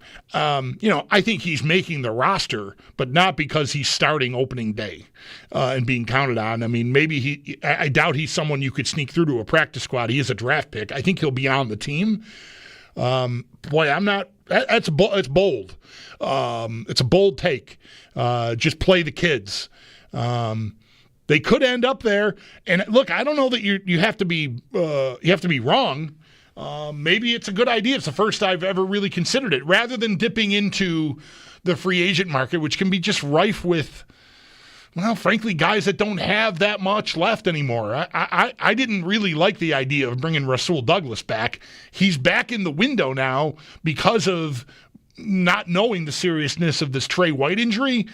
Would I rather play an unproven kid than an underwhelming, at least last year anyway, veteran? I might prefer that. I might be with you. You didn't exactly go for a hard sell there, but I might buy. I'd be surprised if the Bills ended up there, though. And again, that's not, you're saying you would do it this way. I might agree with you, because I don't know that Rasul Douglas is going to show up and really be ready to help you. at least at the level, you're looking for, a level that is much better than what any one of these kids could give you. But I just think there's so much that goes into playing McDermott's system. And to me, it's a lot more than we don't have the guys that can play man. This team doesn't play a lot of man.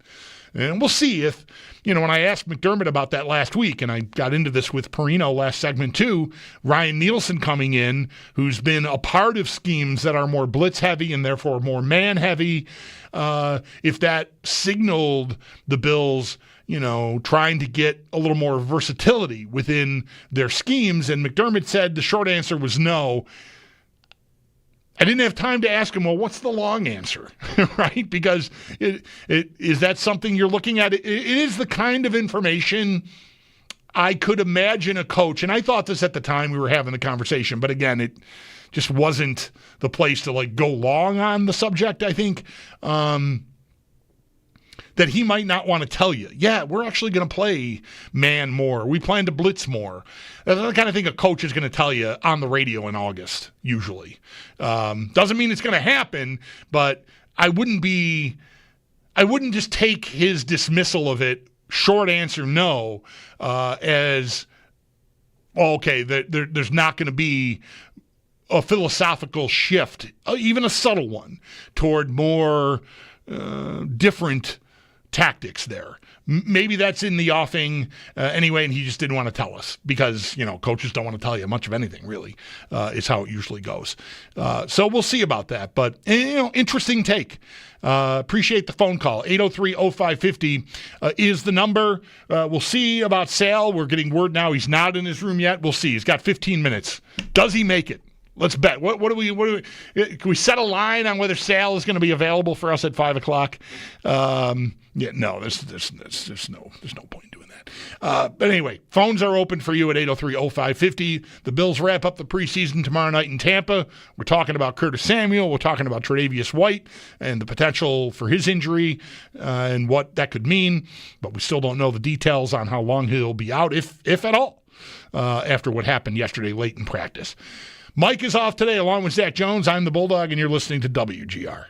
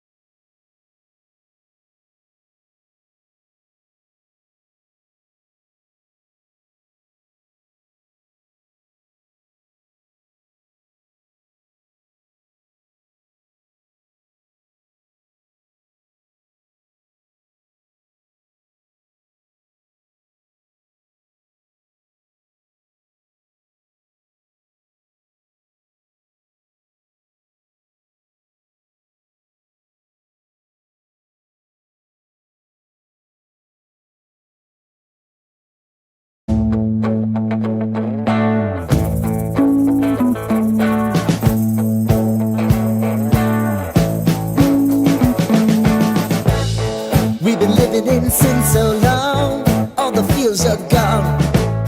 Fella stopped me on the street last night, said everything's alright. Roller coaster, make it through the day, I'm right. It seems your meal ticket is gone, but life goes on. I could never imagine something better. Yeah, right. Now you're cooking on high heat in the middle of the street. Roller coaster, take me to a better time. Let's go! All sing your high line with the roller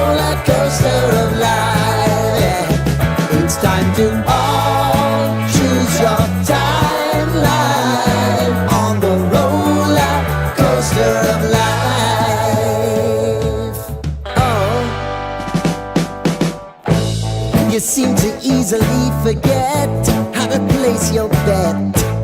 When everyday life gets you down, you gotta steal the crown. Got to own it. Don't bitch and moan about it, please. God forbid you scrape your knees, and it's nothing to sneeze at. Oh, I've told you over and over again. You gotta get both hands around it and make your own plans. Roller coaster, it's taking over. It's about time. Oh, sing your high line on the roller coaster of life. You've got to all choose your timeline with the roller coaster of life. Roller coaster.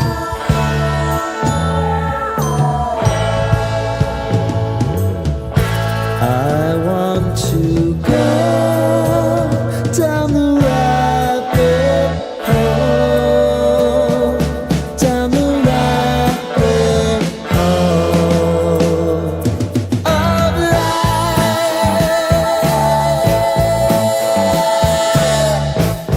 And now it's about to leave.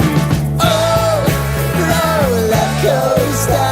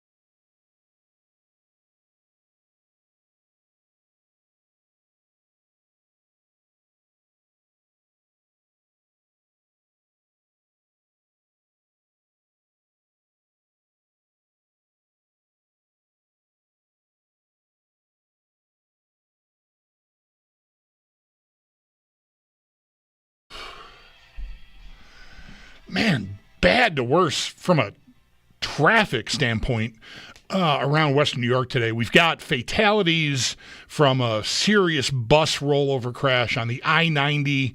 The thruway between Depew and Pembroke is going to be closed for the rest of the day, was the wording we most recently saw. Because of this accident, at least 3 fatalities. We don't know if we should be bracing for more on that front.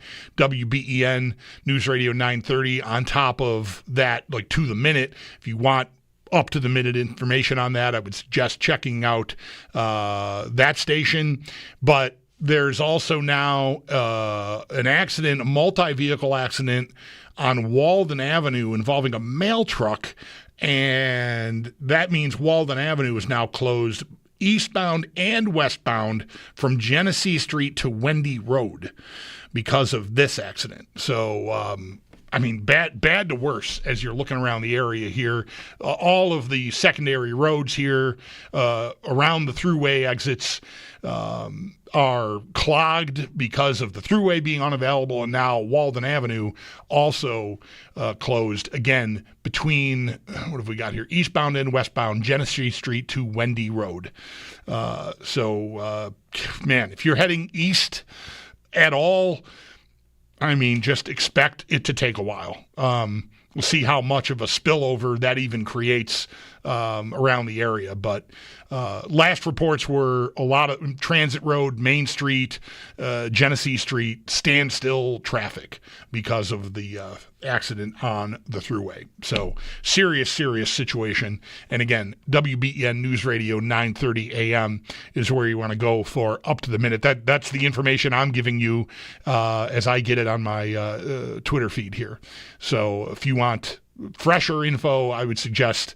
I mean, I don't say this lightly. Turn me off. Go listen to them because they'll get you maybe more pertinent and up to date information on that situation there. But thoughts really with anybody affected, especially those fatally impacted in this bus accident. Again, 3 fatalities as of now. I don't know if we'll find out more. We should be bracing for that. But again, a bus with 52 people on it rolled over on the thruway earlier today. So the 90 remains closed between Pembroke and Depew in both directions. We'll take up a timeout here. Sal Capaccio is settled in Tampa, and we'll get his thoughts on this preseason game tomorrow night between the Bills and the Bucks as we continue on this Friday afternoon. Mike Schopp is away today. I'm the Bulldog, and you're listening to WGR.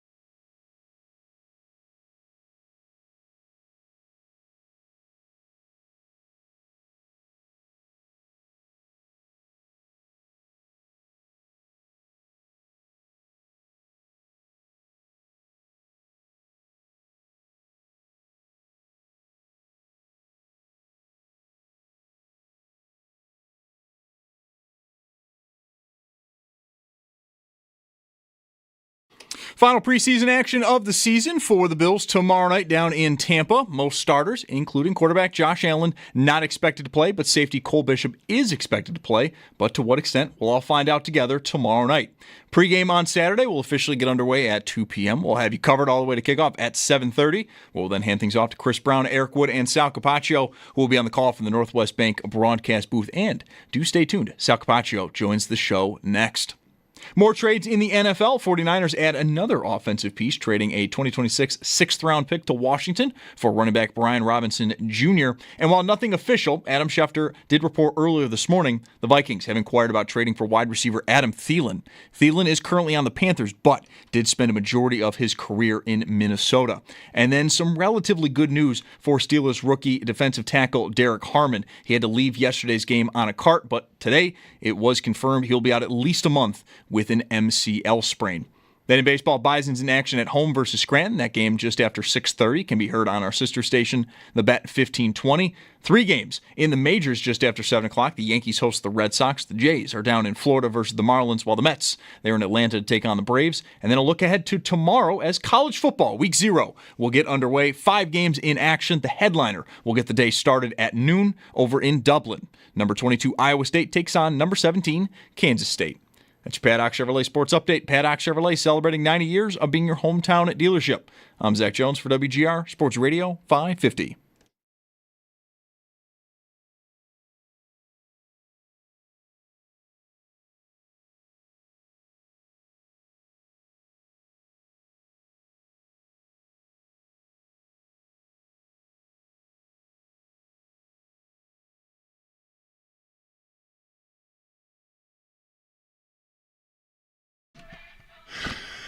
Happy to have you with us here on a Friday afternoon. I am the Bulldog. Mike Schopp is off today, along with Zach Jones here in our Amherst studios. We are happy to welcome on time to the show, as always, our Sal Capaccio on the Western Hotline, live from Tampa, where the Bills will play the Bucs tomorrow in the preseason finale kickoff. A little after 7:30 or so. Sal, good afternoon. I'm sorry about the Yankees. Sorry, not sorry. I'm back on the Red Sox bandwagon. I went to a game again, so I have a new hat and everything. I'm ready to go.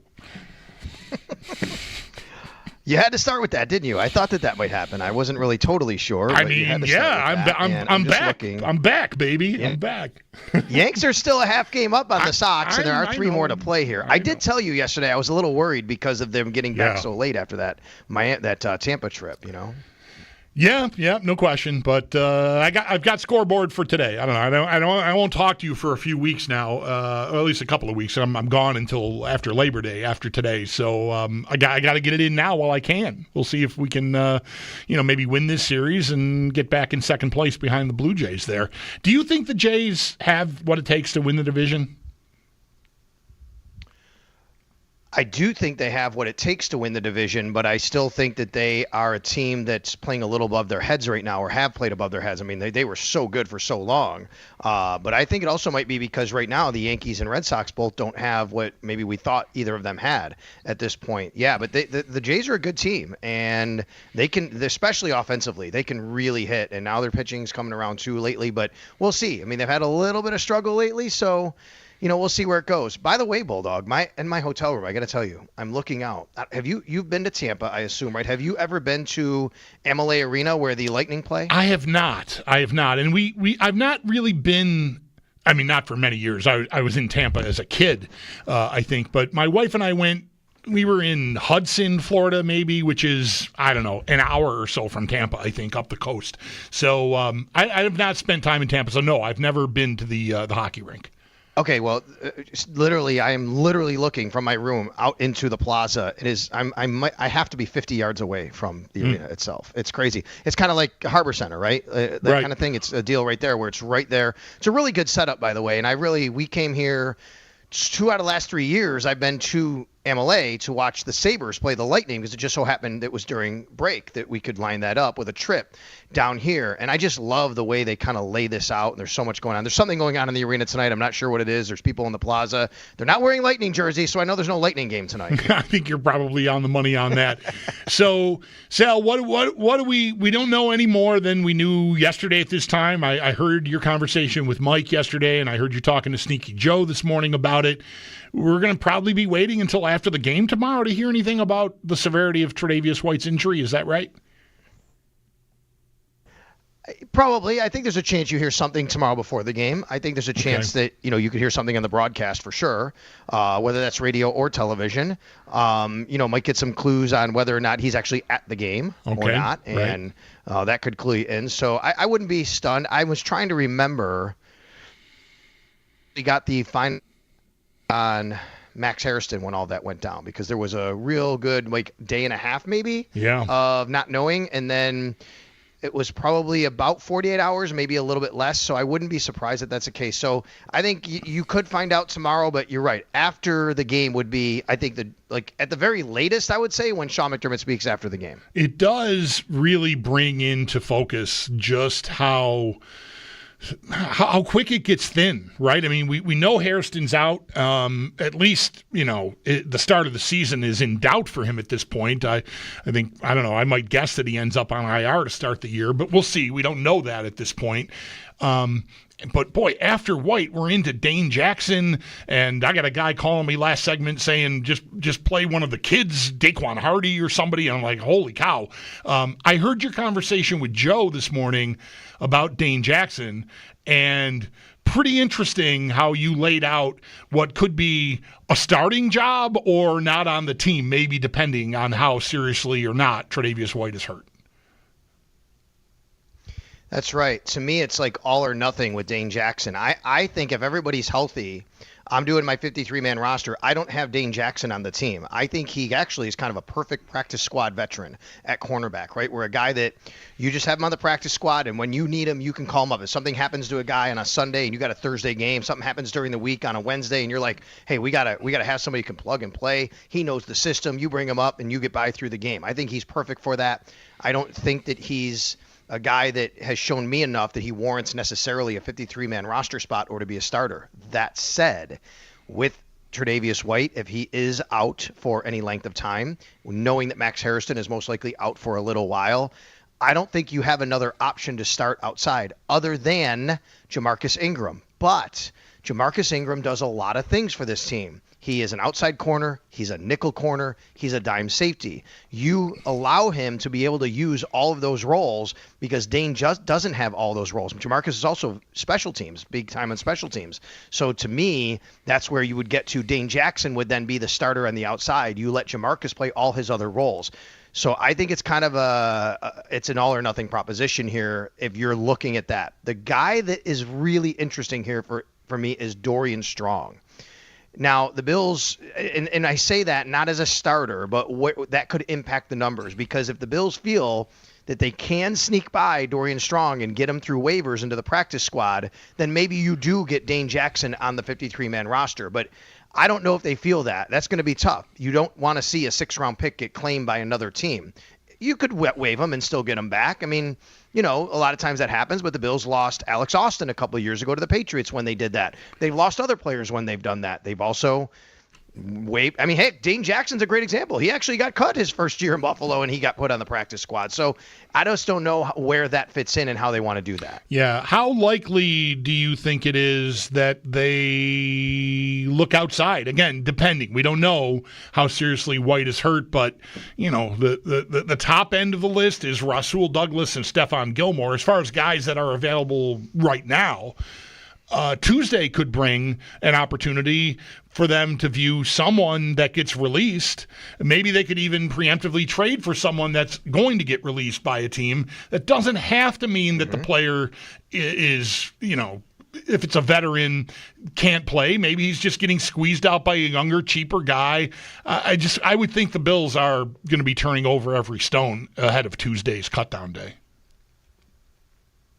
No doubt about that. We've seen several trades around the league already, specifically wide receivers, a couple defensive tackles. Harrison Phillips, gets traded from the Vikings to the Jets, right? That's what teams are doing right now. They're looking, and Brandon Beane historically has, had some trades, not maybe every year, but he seems to have a deal or two at the end of the third game and into Tuesday, and that's this weekend. So I'm sure it's already something that's on the table looking around. Now you add into this, if there's an injury, I do think that's something you look at. But if you want to go the free agent route, sure. I mean, I think Rasul Douglas to me would be the first guy that you would think of. The question is, how much does Rasul Douglas want to play football, and can you fit him under the cap? Because if he's like, yeah, I'm playing for $3-4 million, I don't think you do that, right? You're looking for probably a vet minimum type of deal with somebody. One of the things that you have to keep in mind too, Bulldog, and people might not know this, but if you're a vested veteran and you've been in the league 4 years, if you're on the week one roster, your base salary is guaranteed for the season, right? So a lot of times guys, even if they want somebody, they don't want to do it until after week one, teams, right? Because you don't want to guarantee that base salary in the case you move on. But in this case, you might have to do that. So what do you do in this situation? Do you go and get a guy that, if he's going to cost a little more? And I don't know, what they feel. Why has Rasul Douglas not been on a team? Is it because he's asking for more money than people want to give? Or is it simply that people, teams just don't think he's quite the same player? Because let's be honest, he truly kind of wasn't last year, right, versus what he was the first half year in Buffalo. I definitely agree with that. That's a name and it's familiarity, and maybe you'd feel better about that than Dane Jackson. But yeah, I felt like last year, I wasn't eager for them to bring Douglas back, and I got to tell you, I don't know that I'd be eager to do it now, even in a pinch. I would understand if they landed there, but yeah, I felt like last year he was a weak link out there for them. Yeah, I think that, weak link is interesting, right? It seems like, he wasn't a guy making plays. Maybe it's because I think what happened was he was so good in those, 8 games he played for the Bills the year before. Yeah. And he made big plays and he intercepted the ball and he was just so good on the football that I think the expectations were a little maybe out of whack and out of line for him last year. But he also didn't have a great year. But I think that coincided with us going, well, where's these plays that you were making the year before, right? Yeah. So I do think that that's something. And he is a little bit older, so it is. And Stephon Gilmore's even older than him, I believe. So is he a guy out there that you would look at as well? Maybe. I think first and foremost we have to see, where is Tre'Davious White? Now, is it something really long-term? Then they're going to have to probably add some numbers. Is it something that, he'll be fine in a few days? Then you're probably not looking at that. Is it something where, he's okay, but it might bleed into the regular season? Then I think that's where you're in a quandary. Yeah, might have to really massage that moving in. All right, well, we'll know more when we know more. Like you're saying, maybe during pregame or on the broadcast. If not, certainly the finish line would be McDermott talking postgame after this game with the Bucs. Sal Capaccio on the West Her Hotline here with me in Buffalo. Sal's in Tampa. Bills and Bucs tomorrow at 7:30. Pregame show gets rolling around 2. The hottest take I've got today, Sal, involves Curtis Samuel. I think I would like to see him play. I don't know. I missed yesterday, so I don't know if he was addressed specifically as far as playing time for this game tomorrow. But if he can play, I would like to see him play, 20 to 30 snaps. I don't care about production. I don't care who's throwing him the ball. I just want him to prove to them that he can get on the field and get through a game and be healthy. Because I feel like that's the biggest question with him. I think if he's healthy and participating in all these practices, I don't think there's any question about his roster spot. But I'm worried about him having another injury-riddled season. So I'd like to see him play just to show that he can get through a game and get through it healthy. If he gets hurt, the book writes itself. What do you think they should do with Samuel tomorrow?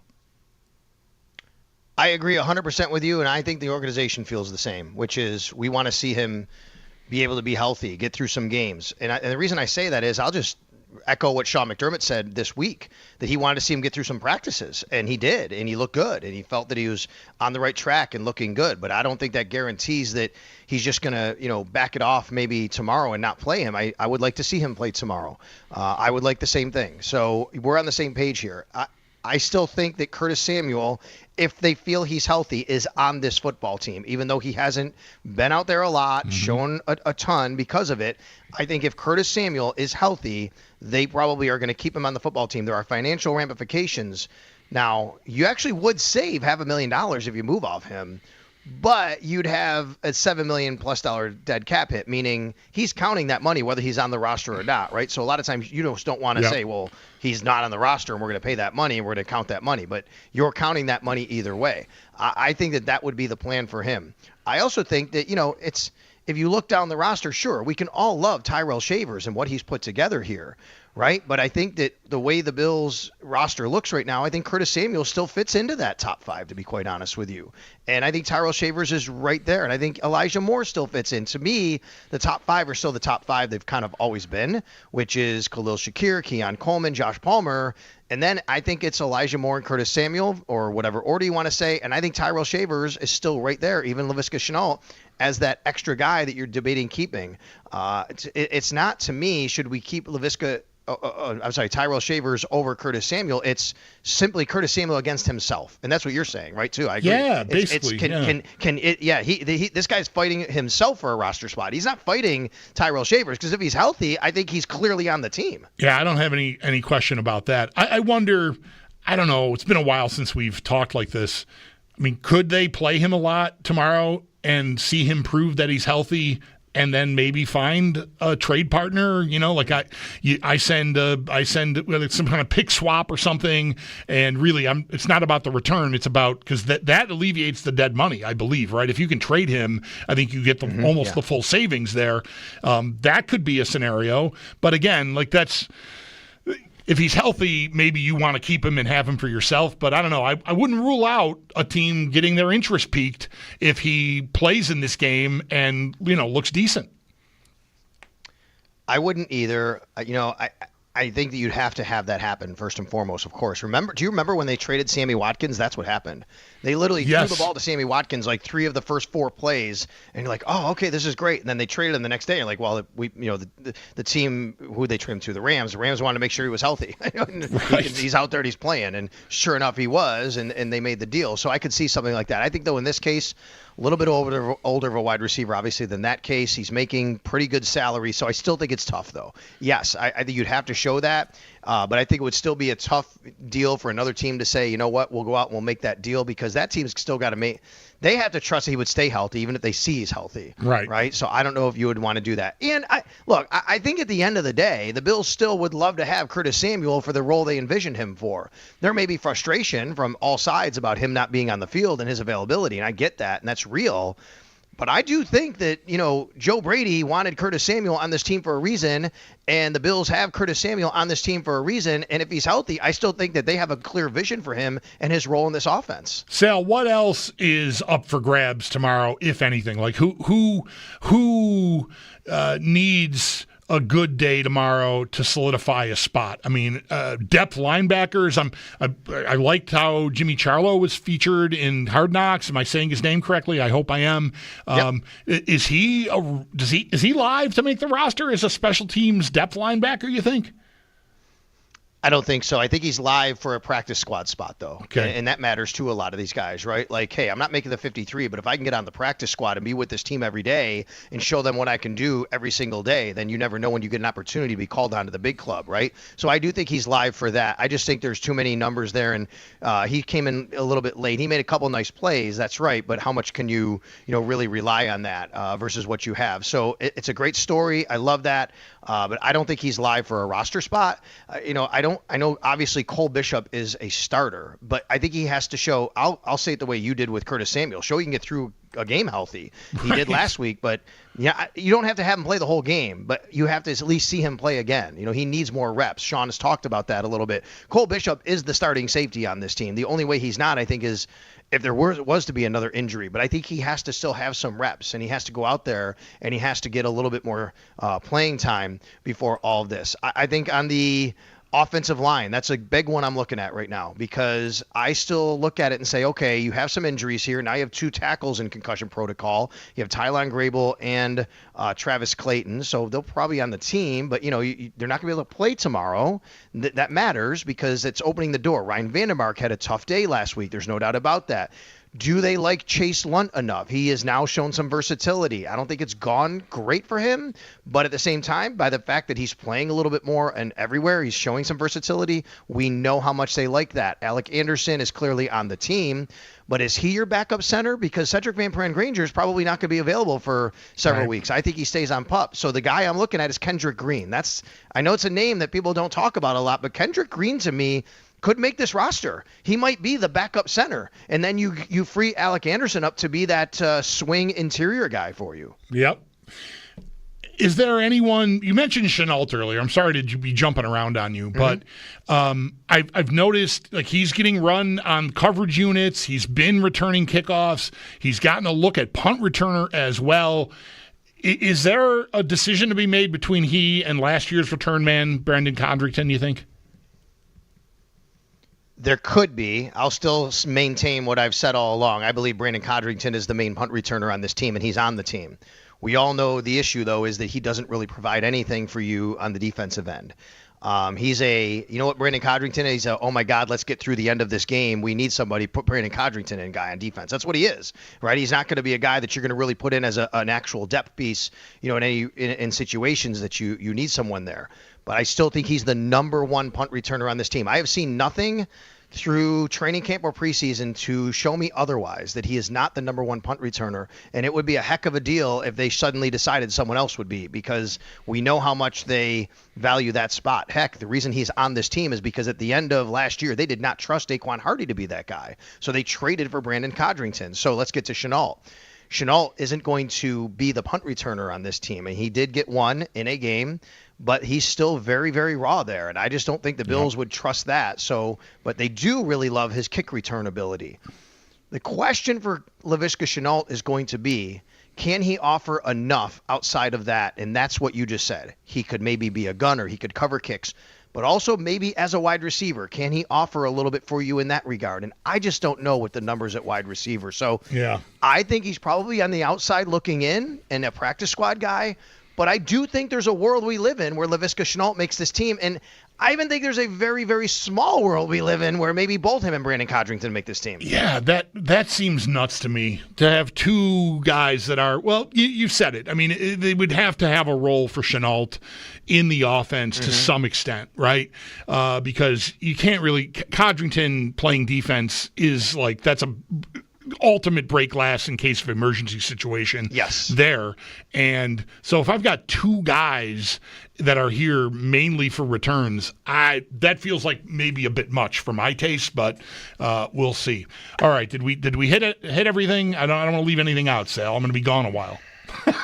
I think backup quarterback is an interesting one, and where that goes. And there's still a battle there. And I expect Shane Buechele to get plenty of time tomorrow. But what about Mike White? What about Mitch Trubisky? If they're on the field, when they're on the field, how much they play, maybe we can read into what they're thinking about that. They both had some time here. Buechele hasn't had as much time, but he's been here now for 3 years, essentially. So, he'll get his shot, I think, a little bit tomorrow, probably more than a little bit. So I think backup quarterback is – and I'm only saying Buechele for tomorrow. I don't think he's factoring in the actual decision and being the number 2 quarterback. It's going to be either Mitch Trubisky or Mike White, but I wonder where they're at with that. And I do think that, if one of them plays tomorrow and the other one doesn't, does that mean that they need to see a little bit more from the guy?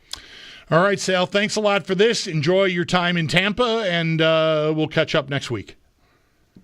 All right, you got it. Thanks a lot. That's our dude Sal Capaccio on the West Her Hotline, again live from Tampa. The Bills and Bucks play preseason game number 3, the 3rd and final preseason game. Tomorrow night, 7:30 kickoff. Pregame rolls at 2 here on WGR. Want to fill you in on some information regarding the bus accident from earlier today on the I-90. WBEN News Radio 930 AM is reporting within the last 5 minutes or so that the 90 West between Pembroke and Depew is now open. The eastbound lanes remain closed due to that bus crash. There were, at last word, 3 fatalities, many more injured. Mercy Flight's been flying people to ECMC, but the 90 has reopened westbound between Pembroke and Depew. Eastbound, though, still closed from Depew to Pembroke. So keep that in mind as you're planning your Friday night travels here. Of course, traffic along other roads, east and westbound roads, Genesee Street, Main Street, a lot of traffic on those roads because, it's rush hour now and the thruway has been closed and still is closed in the eastbound direction. So, please plan accordingly. 803-0550 is the number. You got any thoughts on anything Sal and I just talked about? Would love to hear from you. Lines are open. I am the Bulldog, and you're listening to WGR.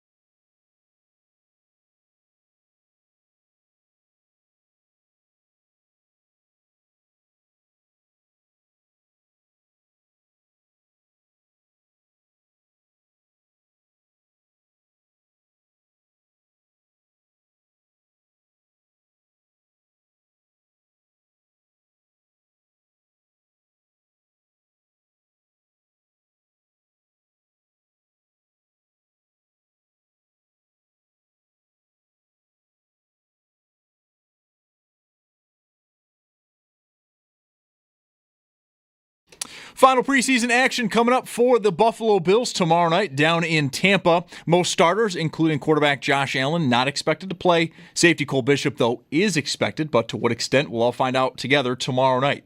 Pregame on Saturday will officially get underway at 2 p.m., and we'll have you covered all the way to kickoff at 7:30, where we'll hand things off to Chris Brown, Eric Wood, and Sal Capaccio, who will be on the call from the Northwest Bank broadcast booth.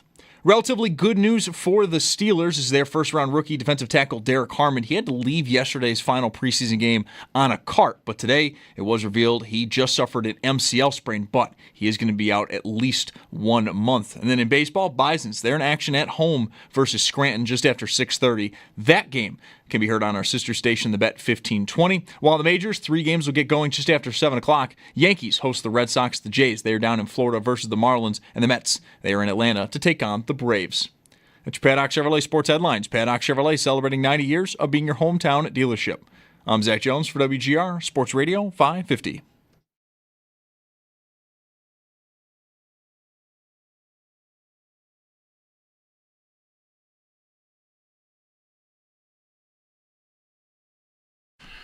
All right, hey-o, glad to have you with us here on a Friday. I am the Bulldog. Mike has the day off. He'll be off on Monday. Zach, who's doing the show on Monday? It's me and Derek. You and Derek are doing the show on Monday? Yeah. You gonna redecorate in here? You got any big plans? I think we can bring in like some spray paint, little graffiti action going on. That would freshen it up. I think so, right? Yeah. Yeah. I would like that. Maybe a flower or something like that. We'll just like put it somewhere on the desk. It'll feel like a home. You got to put it in a place where the Twitch and the YouTube they've got to be able people to see it. Can see it. That's right. Otherwise, what's really the point? That's right. You got to do it. And you've got a special guest booked on Monday, right? Kevin Clark. All right, sweet. Formerly of The Ringer, now with ESPN. Good deal. He was just at Bill's training camp practice. Funny enough, actually, the day James Cook's hold-in began. He was there for that, and then he's going to be coming on, joining us at 3:30, and then we'll talk to Sal as well, kind of to get ready for roster cut-down day. Well, try not to break anything. Oh, I'm breaking everything. I hope it goes well. Mike's got the day off on Monday, then he'll be back for the balance of the week while I'm gone. What did I want to do here? Oh, well, I want to remind you, traffic has reopened on the 90 westbound. I think it's still just a single lane near the scene of the rollover bus accident that, at last word, had ended up with. Well, I shouldn't say ended up. We know of 3 fatalities at this point. Don't know if there's going to be more, but really serious situation on the 90. Eastbound is still closed from Depew to Pembroke. So, but westbound, if you're coming this way from, points east, you can travel the 90 west. But the 90 east is still closed, and I think will be for the foreseeable future. But good news, at least the westbound lanes have reopened. I want to mention how preposterous the game of golf is. Just a little sidebar here. It's been a lot of Bills, and if you want to call in 803-0550, the opportunity is there for you. I was homesick yesterday.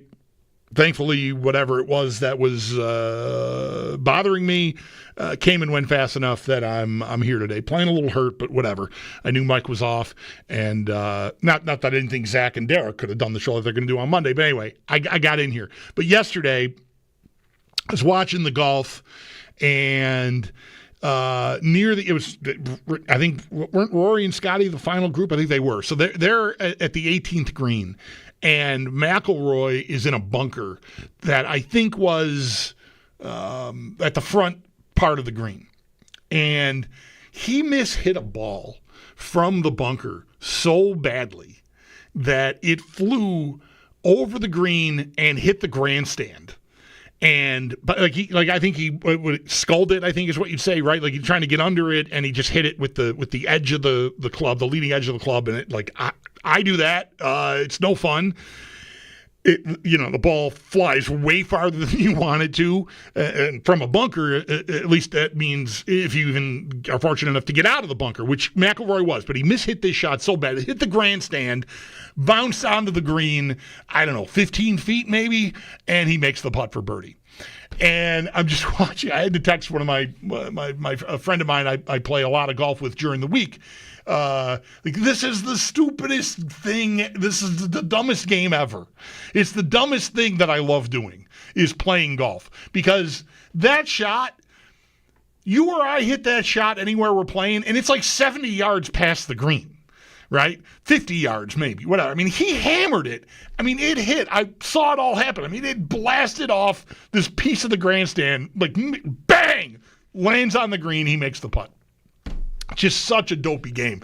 And what's really dopey about it is that, if dopey's the right word, frustrating even is maybe better, is that, and this is the reason I bring it up is because Jeremy tells me this. He and I haven't played as much as we like to. At least I haven't played with him as much as I'd like to this summer. Just our schedules haven't matched up for us to have our Saturday mornings at Delaware like we do the last couple of years. But when I play with him, he'll mention like how often tour players miss greens from 150 yards out, or like what the fairway hit rate is. And you watch this anecdotally. I'm not keeping this data, but like the best guys in the world, like Rory will miss, just hook a drive left, like outrageously left, right? And you should remember that when you're playing golf tomorrow, or if you're playing golf tonight, when you hit a bad shot. Like, they do it way less frequently, and yes, they have it in them to hit the ball 350 yards or more off the tee, make all kinds of incredible shots. But they miss, and they play golf for a living. Like, this is what they do. They work at it. They probably hit thousands of balls a day, and they still snap hook a drive left, skull a wedge out of a bunker off the grandstand. Don't be so hard on yourself, right? I'm giving myself this advice, but I'm also saying it to you out there. You can do whatever you want with it, but like, don't be so hard on yourself. Like, the best people in the world at it miss shots every round, and they're the best. So, I don't practice. I went to the driving range for the first time in 2 months last week, and I wonder, like, geez, I went to see Jeff Meadis earlier in the summer, and I started scoring in the low to mid 70s at Delaware Park, okay, asterisk, for about a 2 or 3 week period. I don't know that I've shot below 80 in the last 3 weeks that I've been playing. I am just all over the place. I'm a wreck. Maybe I've only got so many good swings in me per year at my age. I don't know what it is, but the game is hard, and the best guys in the world miss all the time. They've got, the advantage of a gallery to help them find their ball, right? Nobody loses a ball, and we always know where it is. And in the case of this shot I'm referencing from yesterday with Rory, he's got a grandstand to use as a backboard and help him make birdie, whereas you or I would have been like, on the baseball diamonds at Delaware Park if we hit a shot like that out of a bunker. Go easy on yourself, all right? when you miss, because if they can miss and it's all they do, I mean, of course you're gonna miss. We don't work at it, So I don't know. Try to temper down the frustration level for yourself. Just keep that in mind. They miss a lot. For pros, they miss a lot. And so you shouldn't be that freaked out when you do. A lot is probably overstating it, but, they miss. And so, I just wanted to mention that. I just could not believe that happened. There. All right. 803-0550 is the number if you'd like to get in on things here. I'd love to have you. Mike is away today. I'm the Bulldog, and this is WGR.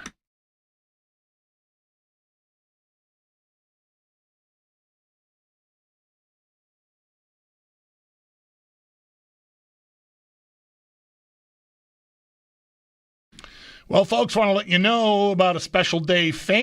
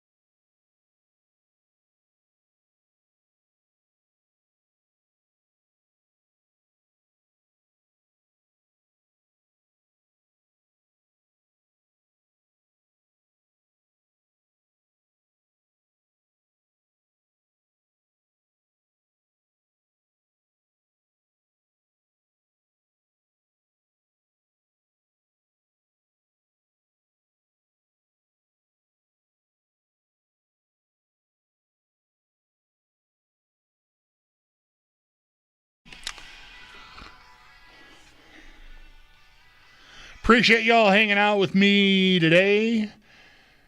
Mike Schopp's had the day off. He'll be off Monday. Zach and Derek are going to just tear the ever-living crap out of the 3 to 7 slot on Monday. Going to burn it down. You should. That's what you should do. You should burn it down. Want one more time to let you know that if you're looking for information regarding the awful situation on the Interstate 90 today between Depew and Pembroke, a rollover bus with accident, 52 people on board, 3 people fatally injured in the accident, many more mercy flighted to ECMC. The 90 eastbound is still closed, and I would expect that to remain the case for a while. That's what the reports have been indicating all afternoon. The westbound 90 has reopened to traffic, although I believe I read it was only a single lane near the scene of the accident, which was around Pembroke. So if you're coming from points east, the 90 has at least reopened westbound, heading toward Buffalo from there. But if you're heading points east from the city, avoid the 90 secondary roads in the area that, east and westbound clogged with traffic, of course, because the 90 has been closed for all this time. So keep that in mind as you're getting around and making your plans for into Friday evening here. And of course, keep victims and their families of the accident in your thoughts as well. We'll hit up a timeout here and get you a conversation with our buddy Sam Panayotovich from Bet Sweats right after this. I'm the Bulldog, and you're listening to WGR.